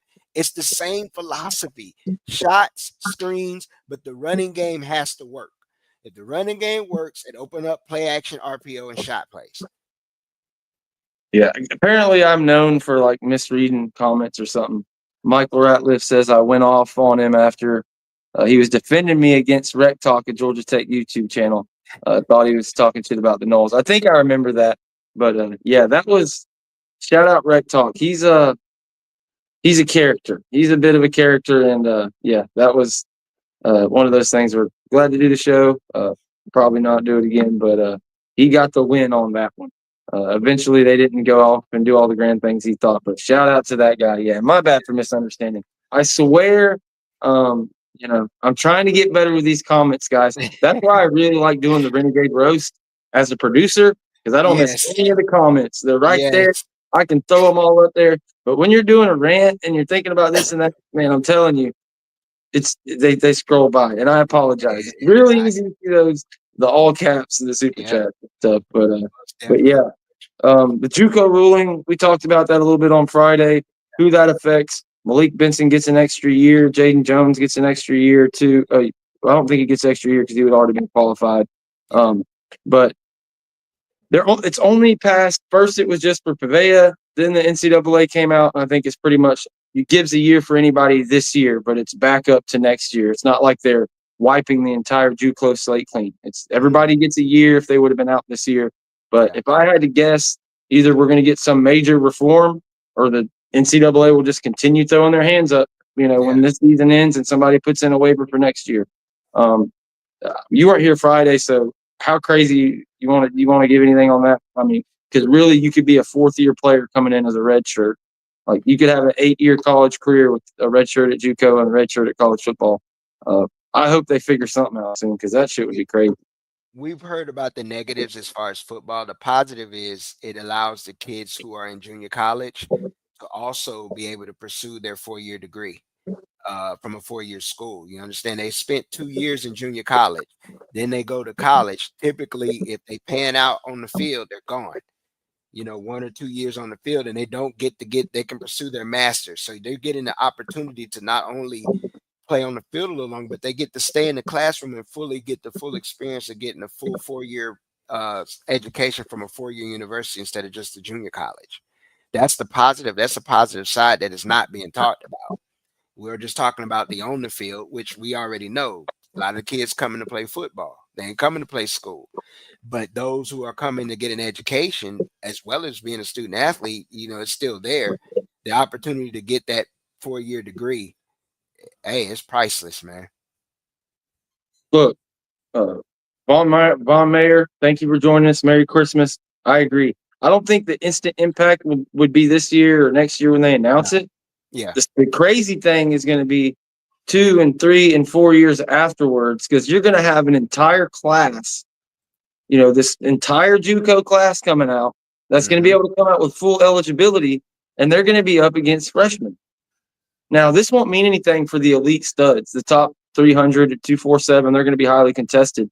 Yes. But the majority of college football, these smaller schools and even P5s, the bottom of their rosters, they're coming from 300 through 1,200. And those guys, like, they're just not going to get the, you know, Florida State's not going to be biting at the bit to get, you know, I won't say names, but a couple guys you signed at the end of the 3 or 4 of these last couple classes. Now,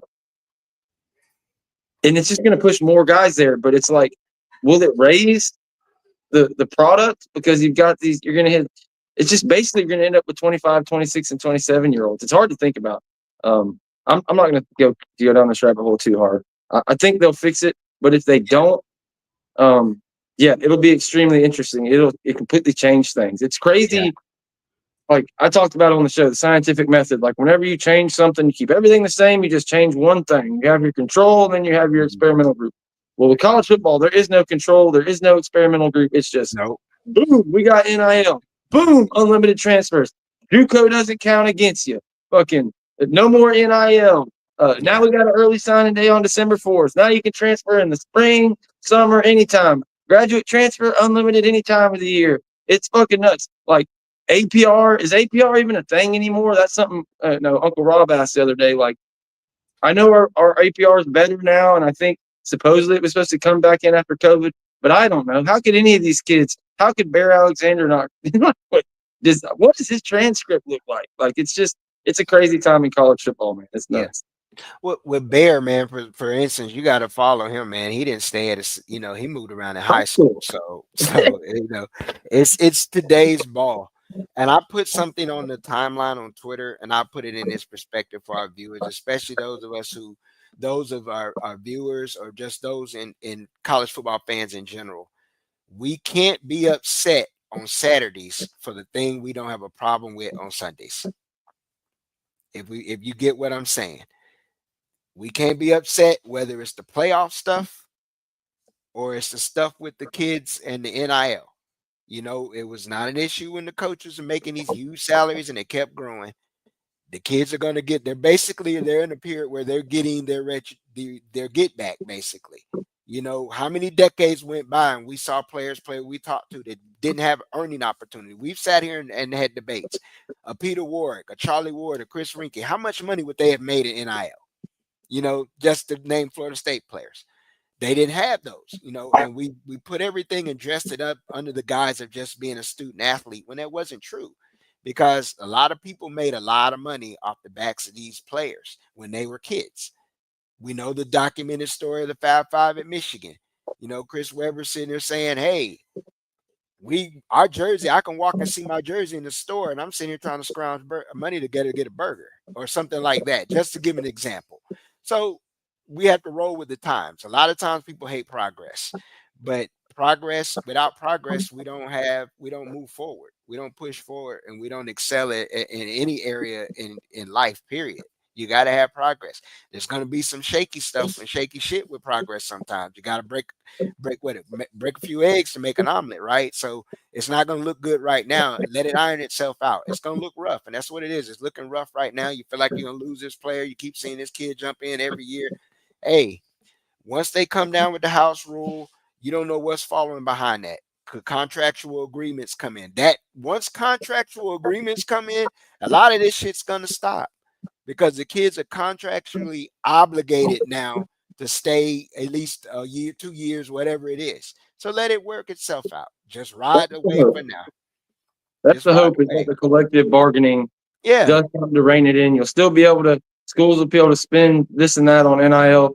But to your point, yeah, it was change that needed to happen. I feel like we're here because the NCAA just said, oh, yeah, we're tired of dealing with y'all. Now we're just going to throw our hands up so we can say, see, I told you so, and hope y'all come running back. But y'all motherfuckers are the boy that cried wolf. Yes. And we done with y'all. It's going to be something with the Big Ten and the SEC or whatever. And speaking of that, February 1st, that's when we find out if the ACC is going to extend this thing and want to be, or ESPN is going to extend the ACC.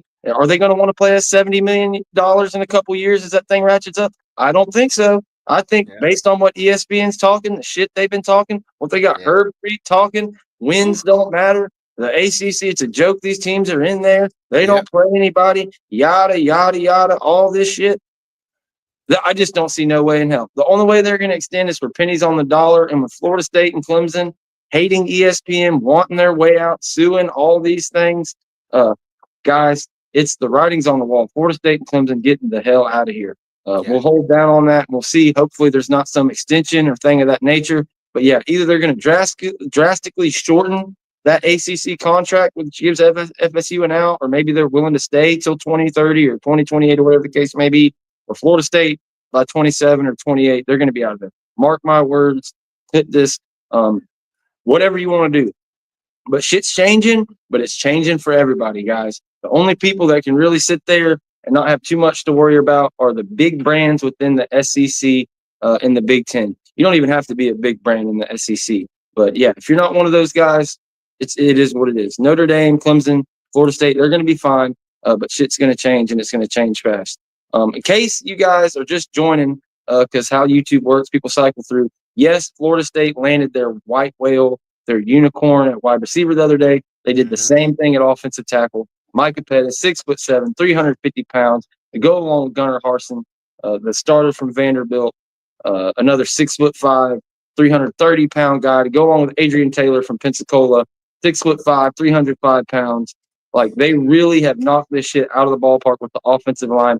I already told a lie saying that I think this defensive front, if they continue to do what they're doing, maybe grab another end out of the portal, get these linebackers into shape, can be one of the better fronts in the ACC. I think people get a little too caught up on how shitty the defense was and the reasons it was and wasn't. And getting these defensive front in here, getting this new coordinator in here, that's a lie I'm ready to stand on. But how about you, Deshawn? Because the Tiny Hat says, y'all give me a lie that y'all are ready to tell based on everything the staff has done so far. I won't call it a lie. I will say Florida State's defense will be top 25 next year. At least the top 30 at the minimum. Offensively, I think we'll be one of the top 25 rushing teams in the country. Boom. We both went with defense on our first one. And I agree. There's pieces on this defense. There is talent there. I like the majority of what came back in the D-line room, the top of the linebacker room, the young guys. I love the guys they brought in. Top 40. I'll say they're going to be a top 40 defense. And yeah, on the offensive side, yeah, I don't know if you call it a lie just because of what Hand and Malzahn has done. It's what gets you so excited. You have to kind of half-ass imagine, even if the team sucks, they'll have a top 25 rushing game because that's just what they do. Can they have a top 40 defense and a top 40 offense? You can have a top 40 offense and a top 40 defense. Like that, you got a chance to be a ranked team. You're going to be one of these teams that's competitive. Got, just 3 or 4 wins at the end of the year. If that happens, holy shit. You want to talk about the lies we're going to tell next year? We'll make what Texas Tech is doing right now look like child's play if this team can do that. Because the fan base, they're dying for a winner. They're dying to get reinvigorated. And as shitty as 2 and Tim was, it kind of, reset things. Like, we immediately went 13-0. We thought the world was at our feet, and then we got kicked in the nuts. Complacency set in in the fan base, within everybody, within, team. And it's just the momentum and what they've done so far. I keep hearing it. Like, I'm not trying to boast or anything. People, we don't have a Discord or any kind of thing we sell. We just give our opinions flat out, the information we get as soon as we get it right on the show. And for months, we have been sitting here. Here are the non-negotiables. Odell needs to go off the field as an associate coach and still help with coaching. We need to hopefully hold on to Ernie Sims, find us the linebacker coach. We need to get younger guys. There's too many guys of the same nature. Pat Surtain sticks out like a sore thumb. We need guys that played in the NFL or coached in the NFL with ties to South Florida. We got that. We needed, an offensive coordinator that came in here, that could come in here and not be a yes man to Mike Norvell. Could literally be, give him constructive criticism. Be like, no, this is my shit. I need to run it. Oh, I need this offensive lineman. I don't give a shit. You don't want to pay him. Let's get Battles in on the horn. We got to have this guy. I feel like you have that. They needed to bring their aces with them. That didn't happen in the first step. Well, you brought Herb Hand. We were a little worried. It looked like, oh, shit. Like, I was going to be really hard on him if you didn't get Herb Hand and you get knocked this out of the park. But you end up getting him. You get Pot Roast. He one of the best NFL D linemen in the past 20 years. He played for 8 years, big plays, and a Super Bowl run, all the things, and is awesome on social media. His players love him. James Williams talked about him like he's his father. You get him into coming in.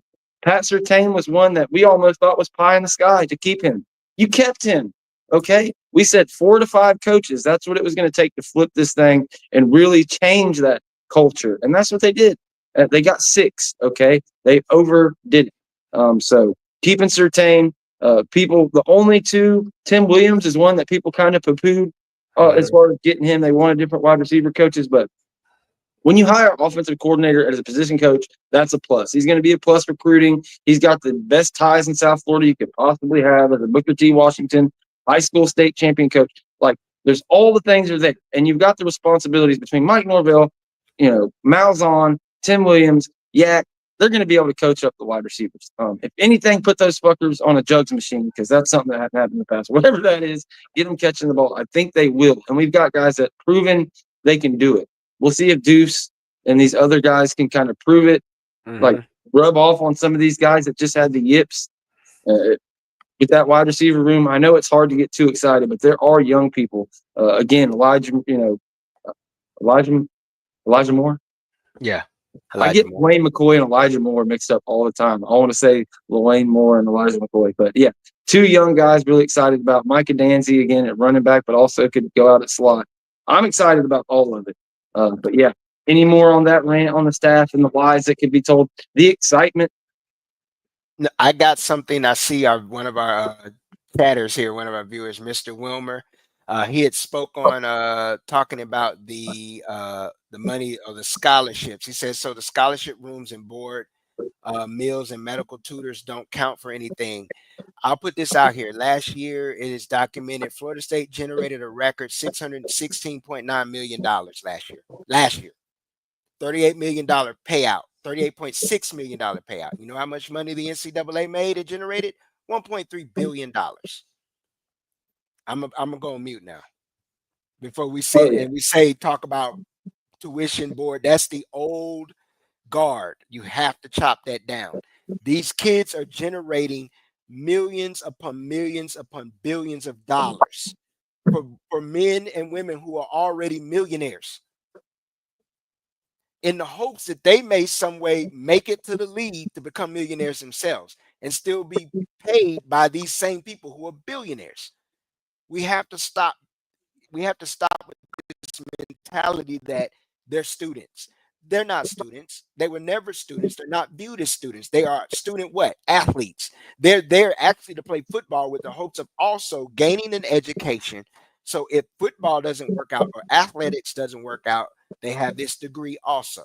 Yes, you come play for me in my school, but we all know the truth. Let's stop dressing and sugarcoating it like it's fiction or it's imaginary. The truth is, and it's not, this is nothing new. We talk about the age limit. We talk about these kids being 24, 25. Let's go do a history lesson. What were the common ages of the football players once World War II ended when they returned back? They were already 24, 25. The NCAA was created. George Gipp was already believed to be 26 years old, 27 years old when he played for Notre Dame. I know it's a long time ago. Let's talk about scholarship limits. All of this stuff is nothing new. It's all the same stuff. It's just revealed now.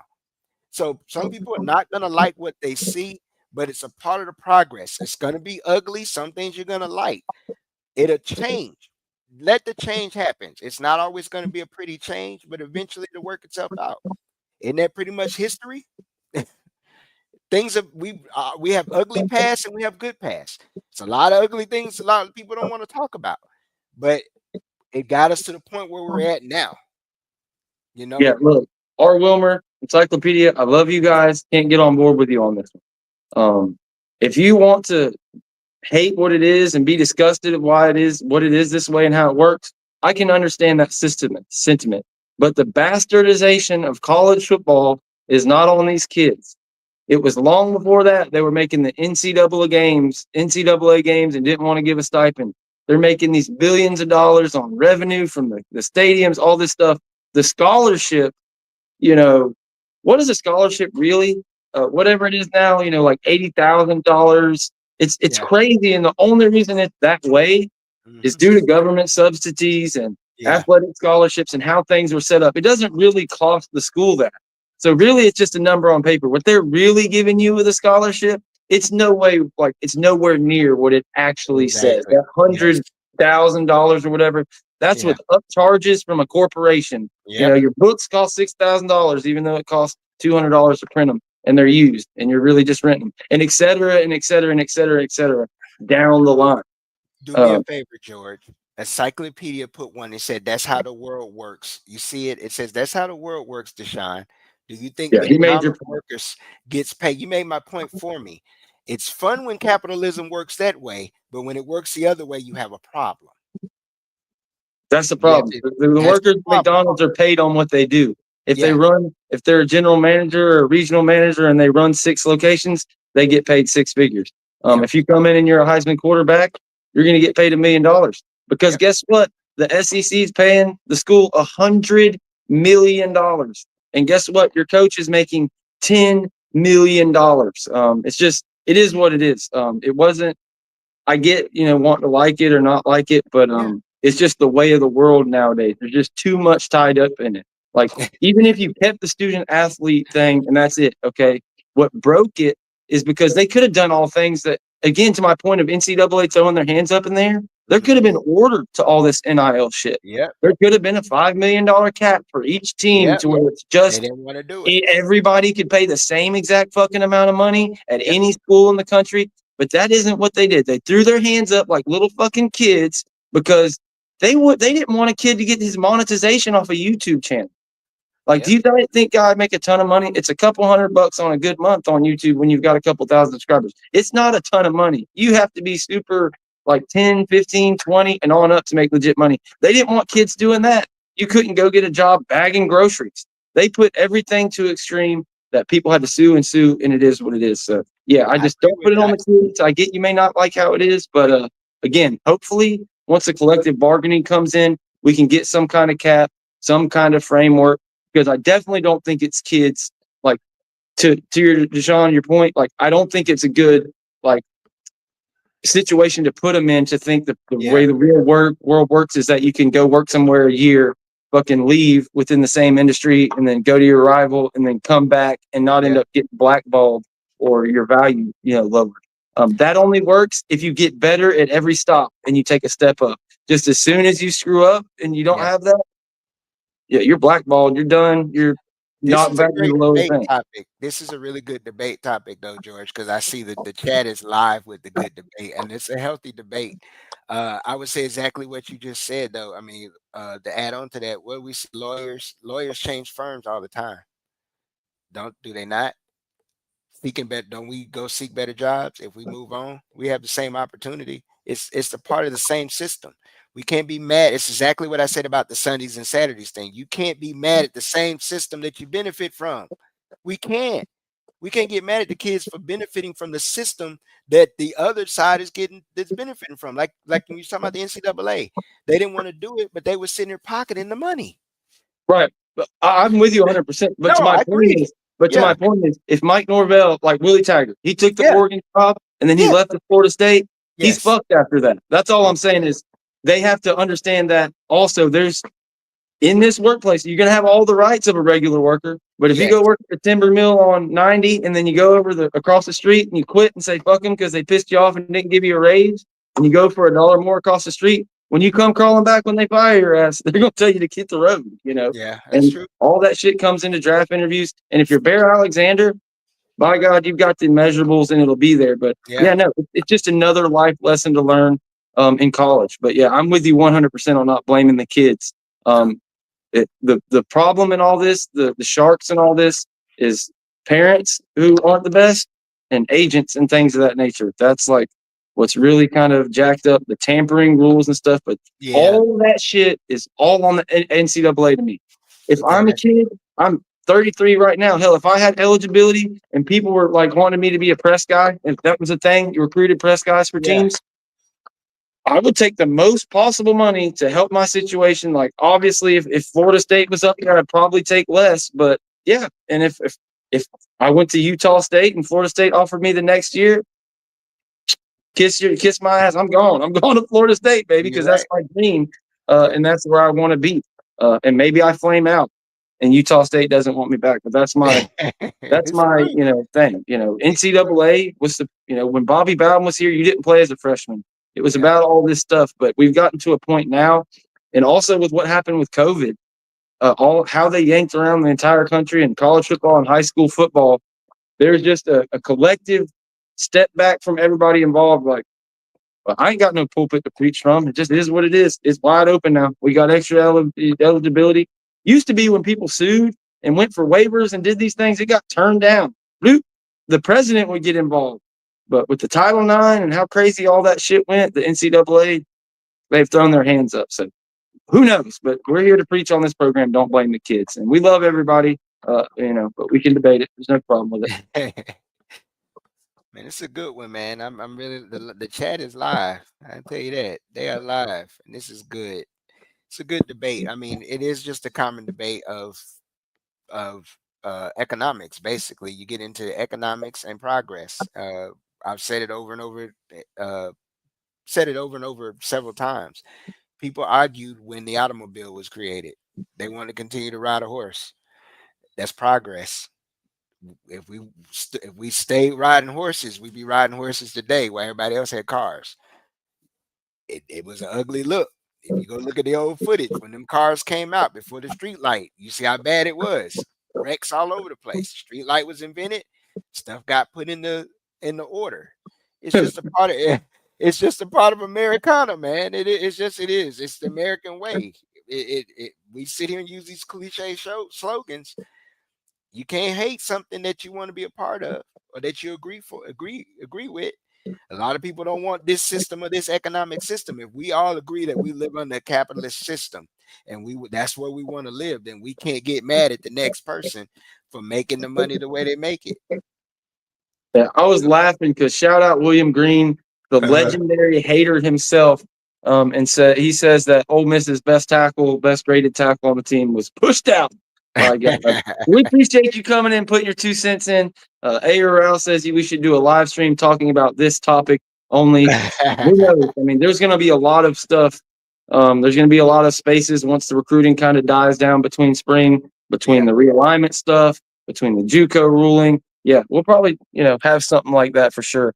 This would be a good new media panel where we can get a lot of us new media to get together and we create a panel and have conversations like this. Yeah, for sure.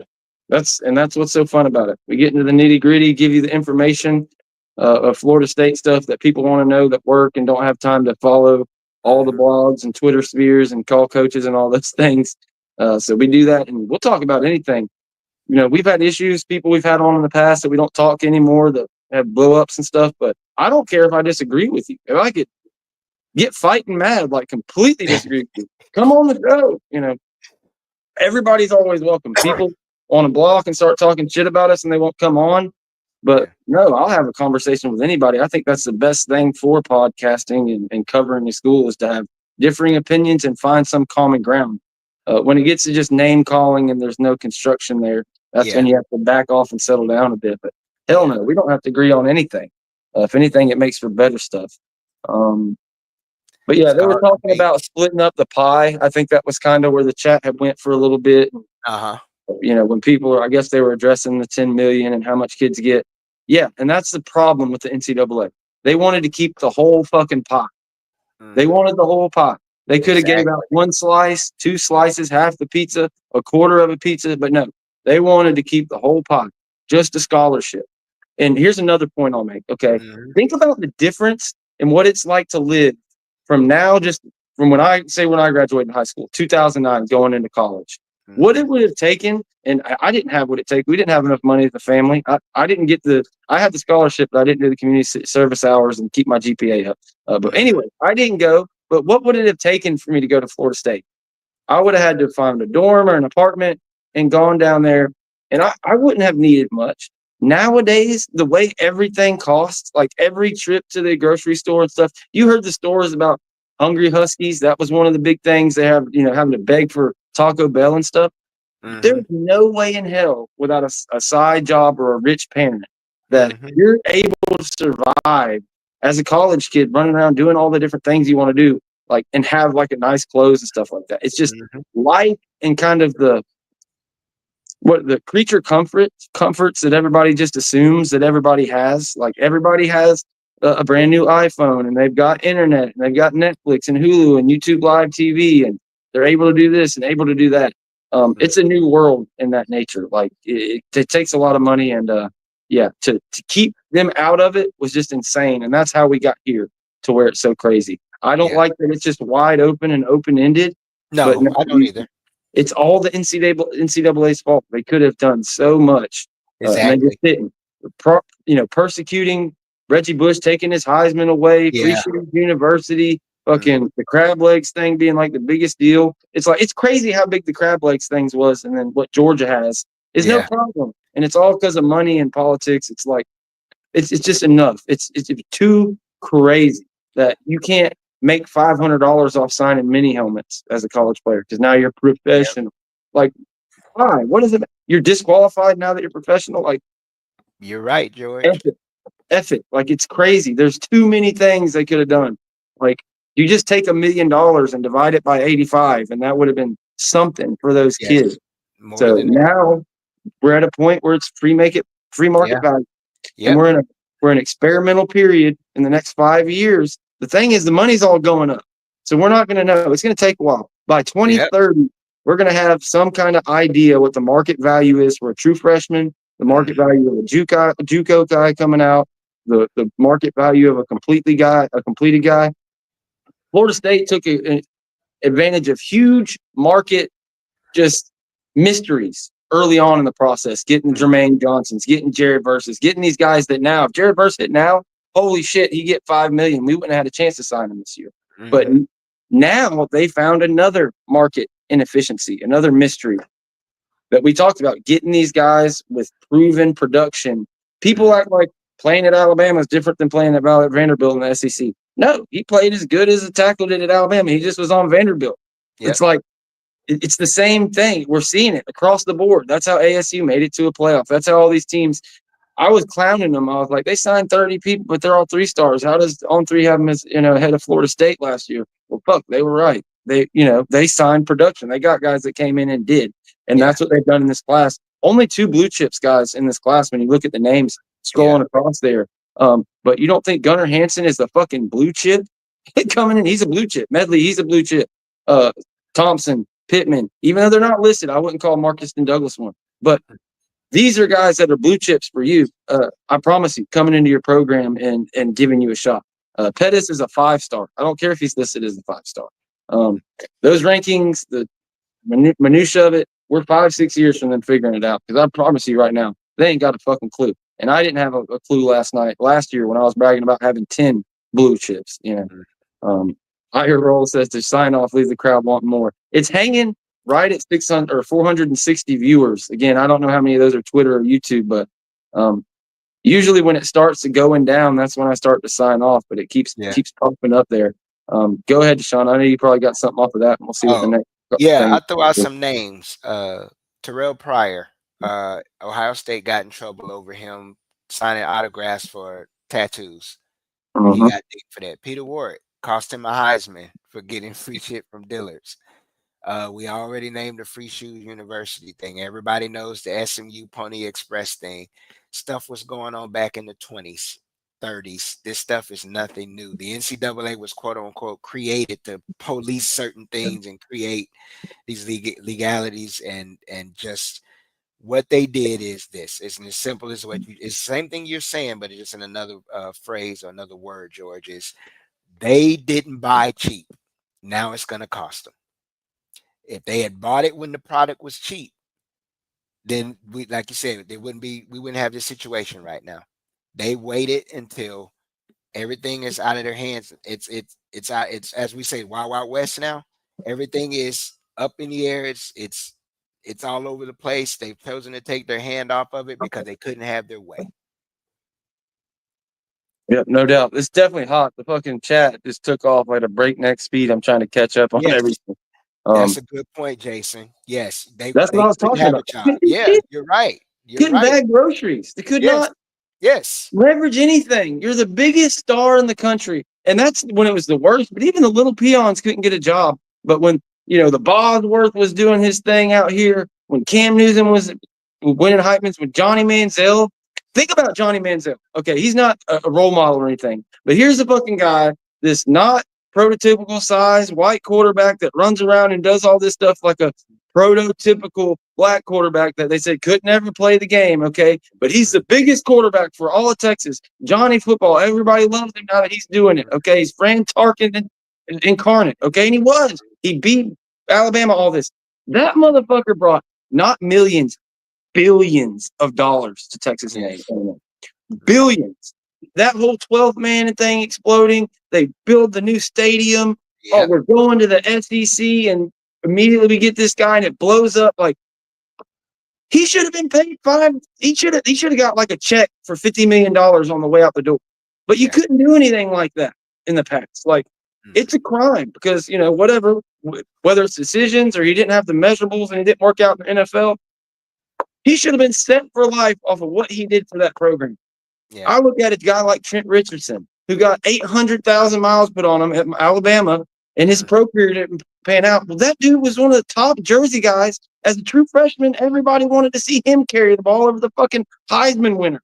And he couldn't buy a pancake dinner. He had 16 kids with 14 different cheerleaders. I don't know how he paid for diapers. Had to have been on the U.S. government till he got to the NFL. And then he fucking broke.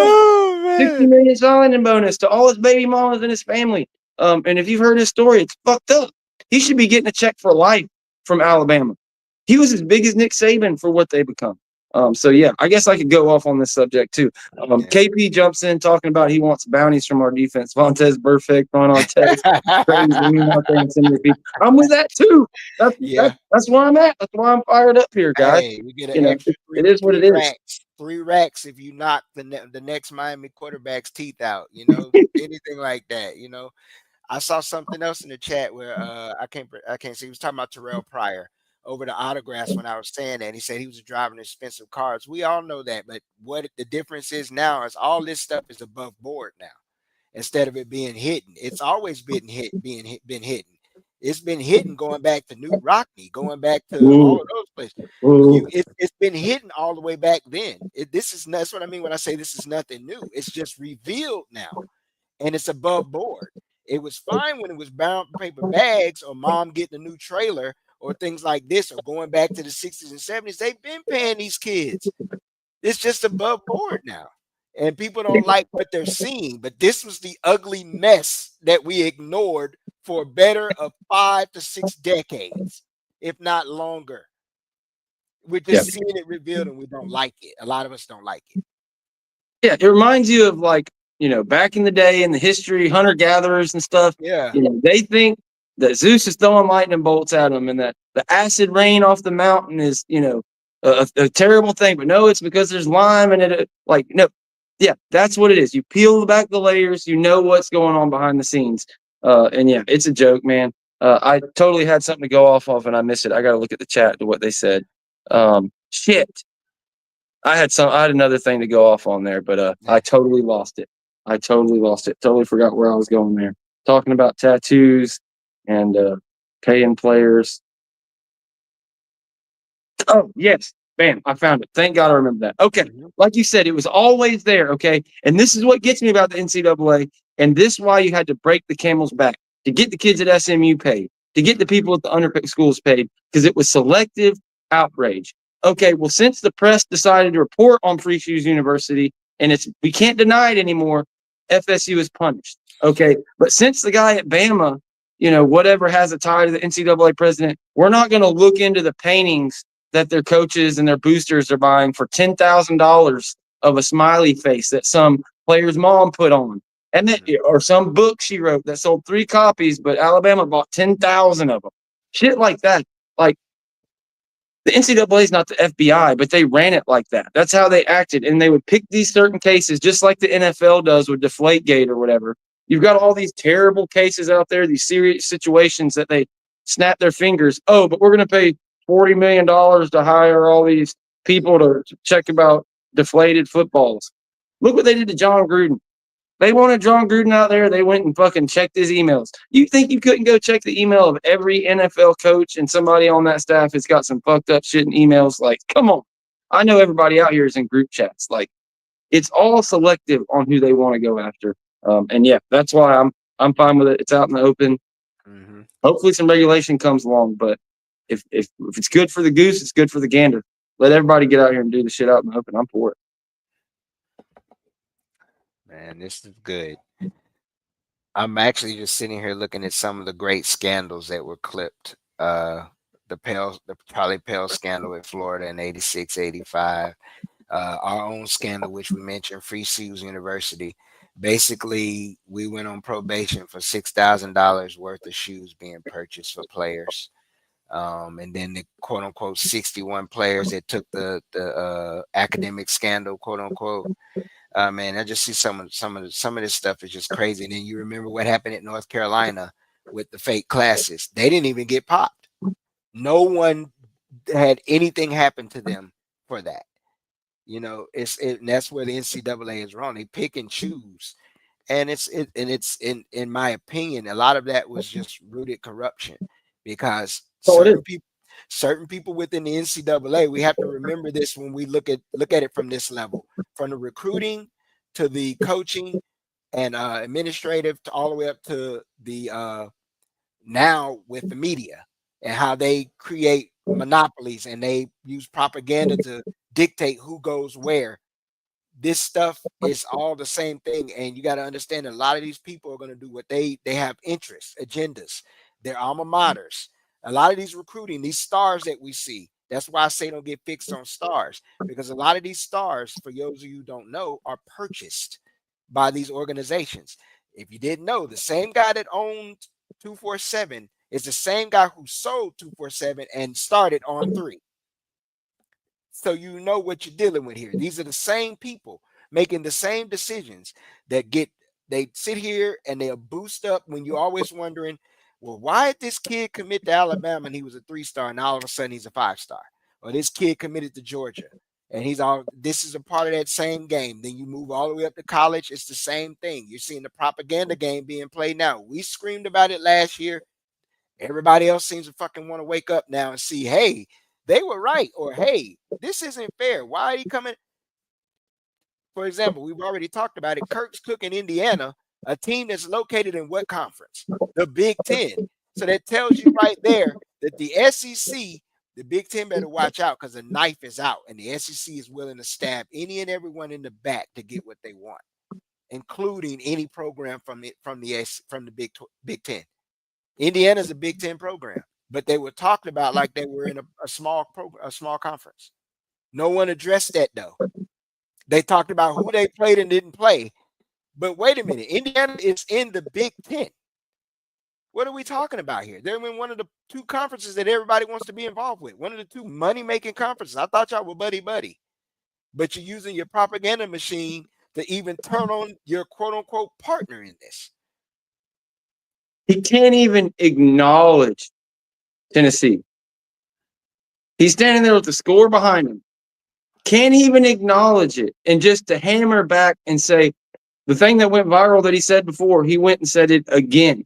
And Susie Colbert, she knew what she was doing. She was like, she acted nice, like she was on his side. But she posted that post and it went nuclear. It's just, at this point, like you said, last year, everybody was like, y'all calm down. When we tried to tell everybody. But no, sure enough, I mean, it's to the point where it's ridiculous.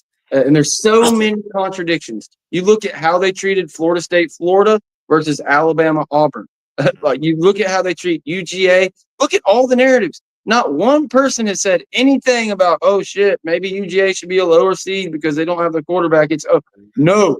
What he's saying now, they're dangerous because since they don't have that, that means they have to focus in and dig down deep. It's like, dude, what? Oh, Indiana had no ranked wins. It shouldn't be about wins. It should be about this. Well, Texas had no ranked wins. It's the contradictions. It's like, even if that was his opinion, if that was just his opinion, then he could acknowledge that, yes, well, I've got this opinion, but then Tennessee does this. But he won't even make the joke. He's literally got the shit behind him, and he won't mention it. Yeah. I see people retweeting Joel Klatt, and I get it. He's hitting on some shit. But he's just hitting on some shit from the perspective of now I had to slide to the Big Ten because the Pac-12's gone. So, he's not caping for the lesser teams. All these people want to shit on the lesser teams. And it's like, this is just what happens. Like, literally the average of all college football playoffs is like an 18-point difference. And so they had 19.3 in this college football playoff. Yeah. And that's fucking, it's terrible. We can't be in there. And then just for literally the exact thing to happen to Tennessee. And just right back to the talking points like it never even happened. Like, It's insane. If you can't see his propaganda, you're an SEC fan, or you need to watch more Renegade Report, and we'll try to talk you through it. I don't want to hate on people's intelligence, but it's just one of those things. 2024, we're finding out that billionaires, networks, College football, it's all the same. There's a message that is pushed. There's a reason, without getting into anything else. Like, yeah. And the product Private for equity involved. ESPN is SEC, guys. And Yep. so just understand that when you see somebody out there coming out like that. And why somebody like David Held is like fighting for his life on ACC Network going on a rant. He's like, I may lose my job, but this is insane. It's like, Yes. you got Heather Dinich because she covers the ACC out here at fucking like Talking Logic. I couldn't believe it. I couldn't retweet it because I can't support it, but I've seen some But they FSU see people it. doing it. Yeah. Yeah. They see the play, George. I mean, wake up. Welcome to the party, pal. It's shameless. It's just so fucking shameless at this point. Like, how can he be so shameless? At the beginning, he said, "Oh, I'm not going to have an opinion this time because of what happened with FSU this year," and then he just does it, balls deep. It's like the two closest games of the weekend, but they shouldn't be here. They don't deserve to be here. On the road, 12 lost to a 5 seed. Fucking garbage. That's not supposed to happen. The 12 seed is supposed to take them to overtime in the winter on the road. You want to know why, George? Because one thing I will say from the old guard that needs to be remodeled and progressed and stay is journalistic integrity. Holy shit. Don't exist anymore. It's all opinion-based media now. It's just as it opens the door for me and you to be able to become a type of media. But even in that, me myself, I'm going to have some journalistic integrity. I'm not going to tell you, already said it. We're not going to tell you some shit we don't know or tell you some shit just to make it up to get clicks that lacks integrity. I'm not doing it. These folks no longer have that, and they're getting paid millions and millions of dollars as reporters, quote unquote, to report bullshit and spew. It is what I say it is, basically. It's all it is. And that's why you have now a generation of people who believe that the SEC has always been what they see today. You have to be my age or in your mid 30s or maybe late 20s, early 30s to know that the SEC isn't what it's perceived to be. It's all it's been created over the last 15, 16 to 20 years. Okay. In all the years that they have lost the national championship, whatever, half of them, the last 12 years, between Florida State, Clemson, Michigan, Ohio State, every fucking year, they said Florida State ain't ready. They haven't been tested. They ain't ready for the SEC. Florida State fucking won. They said Clemson this. Clemson blew out fucking Bama. They said Ohio State can't do this. They got no chance. They lost to Virginia Tech. They fucking blew out the SEC. It's like, and despite any evidence, it's just, oh, no, nobody deserves to be there but us. Nobody deserves to be there but us. It's like, God, guys, it's so incestuous. ESPN, ABC, Disney, whatever you want to call it, the British government, apparently owns a bunch of Disney. Like, whoever it is, they own the college football playoff, for lack of a better, like, they pretty much own it. They have they fucking produce the show. They have a guy, they're sitting there preaching to them before they go live about what they need to do. And somehow everything he says goes. And if it doesn't, he pitches a literal fucking fit and goes on a whole political thing for it. It's like, obviously, the SEC, ESPN, they want more teams. It does more numbers. Just like the primetime numbers, like you had 2 ACC games and 10 on ABC this year. And that goes back again to relevance for Florida State. February 1st, we find out if ESPN is going to extend the ACC contract. It wouldn't make sense. It seems like, and this is another thing, are they fucking driving the value of the ACC down, trying to take advantage of the ACC having a bad year as they drive up to February 1st to try to get something done? Wouldn't put it past them. I mean, if you're a CEO of a company, there's just so many things. We can only pray somehow they can pry the college football playoff, the championship, whatever it be. It should be completely removed from those. So that was what was good about the NCAA. But again, for money, making sure they didn't get cut out of the pie completely, they threw their hands up and said, ABC, ESPN, y'all tell us what to do. That's basically what we've got now in college football. Yeah. And Fox is pretty much, doing what they have to do with their end with the Big Ten. And then you have the neutral, I guess the kind of a neutral is NBC. They do Notre Dame and then they show Big Ten also. So, and CBS, same thing. Fox and CBS are kind of doing a little bit more of the Big Ten. So it's kind of like they split in the pie. But like I said, with the SEC, it's a partner that you just don't trust. Before, who was the first in this century? Who was the first SEC team to win a national title in football this century? Was it LSU in 2003? If I'm correct, Oh I four, believe something so. like that.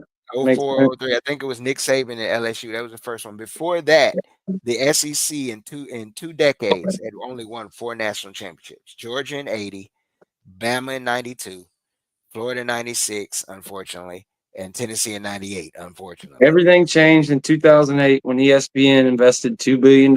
Exactly. And even though they were on CBS and getting paid and we're still going to be on CBS for another decade or whatever, Yep. ESPN decided they were going to produce the SEC's games and get into business with them instead of Raycom.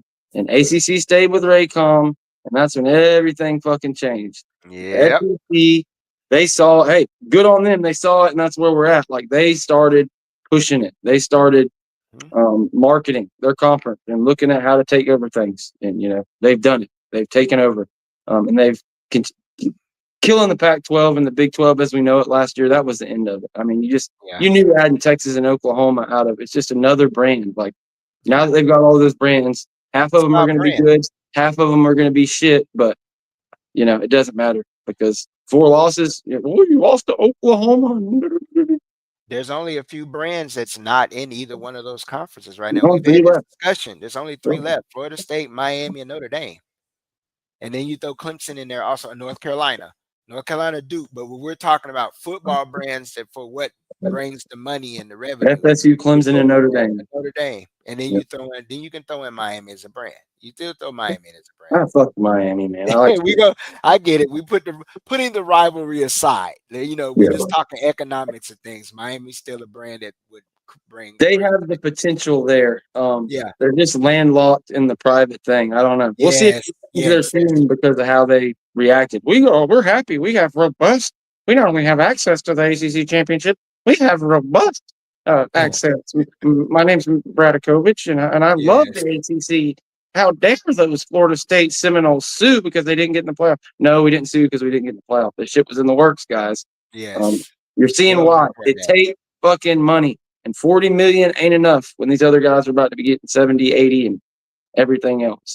It's just, and one team, when you're 2-10 and you're still top 5 in ratings and you were like top 2 in the first 8 weeks, it's just like the players getting their fair share in this free market and what we got going on now. Florida State, Clemson's of the world, they got to get their fair share too. It is what it is. You're the only thing that's keeping the ACC a seat at the table. And so there's a good way. We can end the show with this. We'll see if it keeps going, but I'll try to end the show. Here's something you can do. So I just mentioned, okay, so now ESPN shitting all over the ACC. They shouldn't have been in, really denigrating the value of the conference right before they go and sign.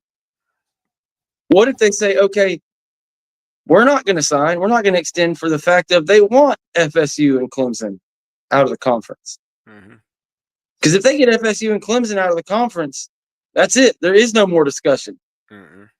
Because with them added to the Big Ten or the SEC, that's it. That's the haves and the have-nots. You'll have one auto qualifier from the G5 and one for the Big 12 because it doesn't matter how many times Pitt, Georgia Tech, North Carolina play each other. They're never going to give them a playoff spot. You have to be undefeated, and the chance of somebody going undefeated out of the ACC is rare. So I never even thought about that. But it's like, I've said this for a while. I don't see any way in hell the ACC extends as it is. And if they do, Florida State's going to break the bank to figure out whatever they got to do. And then add on also that they'll go and add at least 2 to maybe 4 more spots because that's 4 more opportunities now to get more revenue because you're generating more revenue. If they go from 12 to 14 or 12 to 16, now that's more chances, especially if those dominoes that you just said fall and FSU and Clemson are out and we end up in either the Big Ten or the SEC. How many more opportunities is it now? Say we go in the SEC. Think about it now. They were just bitching about 9-3 getting in. 9-3 is getting in. Not to mention 2 other programs that they add more and stack more spots. Now you getting a South Carolina or Ole Miss and Alabama in. That's more revenue each time. That's what it's about. It's a money game. It goes right back to what we were debating with the players and stuff earlier, man. It's more opportunity for the rich folk to get rich. That's all it Facts is. on See the top of playbook. facts. Guys, we're over 2 hours and 10 minutes. We're about to hit 2 hours and 10 minutes. If you're still with us, please hit the like and subscribe button. Half of y'all aren't. The numbers don't lie. Half of you guys aren't subscribed. Please, if you ever it doesn't hurt you. Like if you're here, that's because I show up in your suggested videos every time we go live. I'm going to show up there whether you're subscribed or not. So hit the subscribe, silent it, whatever you want to do. You don't have to have all the notifications on, but subscribe, hit the like button. I'm hoping when we end this stream, I'm going to look and we got 3,000 subscribers. So y'all just do that for me. Make sure you subscribe to the Daily Chop. The Daily Chop. THA Daily Chop. Yes. John, plug your thing for a minute, and I'm going to read the chat, see if there's anything I've missed. Make sure y'all step in and tap in with the TDC, the Daily Chop. We will be going prime time tomorrow. Thursday. Thursday at 9, I believe, is when we're going to have our show. Just tap in with us. We're going to have a little fun. We're going to talk some FSU. We're going to talk a little bit of what's going on in the common social areas, social things. We're going to talk about a little news here. Just tap in. We may go a little bit off kilter, a little bit freelance. Tap in for the top 5. We're going to have our top 5 all time something. We'll come up with topics. We'll generate topics, whatever you want to do in the comments. That's what we do. We just fly out by the seat of our pants and have fun. Uncut, raw. If you want it raw and uncut, that's where you come, the Daily Chop. Boom. You heard it here first. Make sure you go follow Jen. She's not here, but she's Jen Santee, 1890 on X. I'm Renegade Report 1 on X. He's Deshawn Adams, 18 on X. Go follow us over there. Go find us on Facebook. All that good shit. But we absolutely love you guys. We'll be back Friday with the Renegade Rundown as per usual. And besides that, I'll run the clip here. I'll let you guys, we'll get pissed about our guy, Kirk, all over again. I'll let you run the clip right here with him talking. That I hope next year the committee won't get caught up in what the social media and a lot of people who are fringe fans get caught up in, which is wins. They had 11 wins. They must be good. Who did they beat? I think is much more important than how many wins you have. That's old school way of approaching it.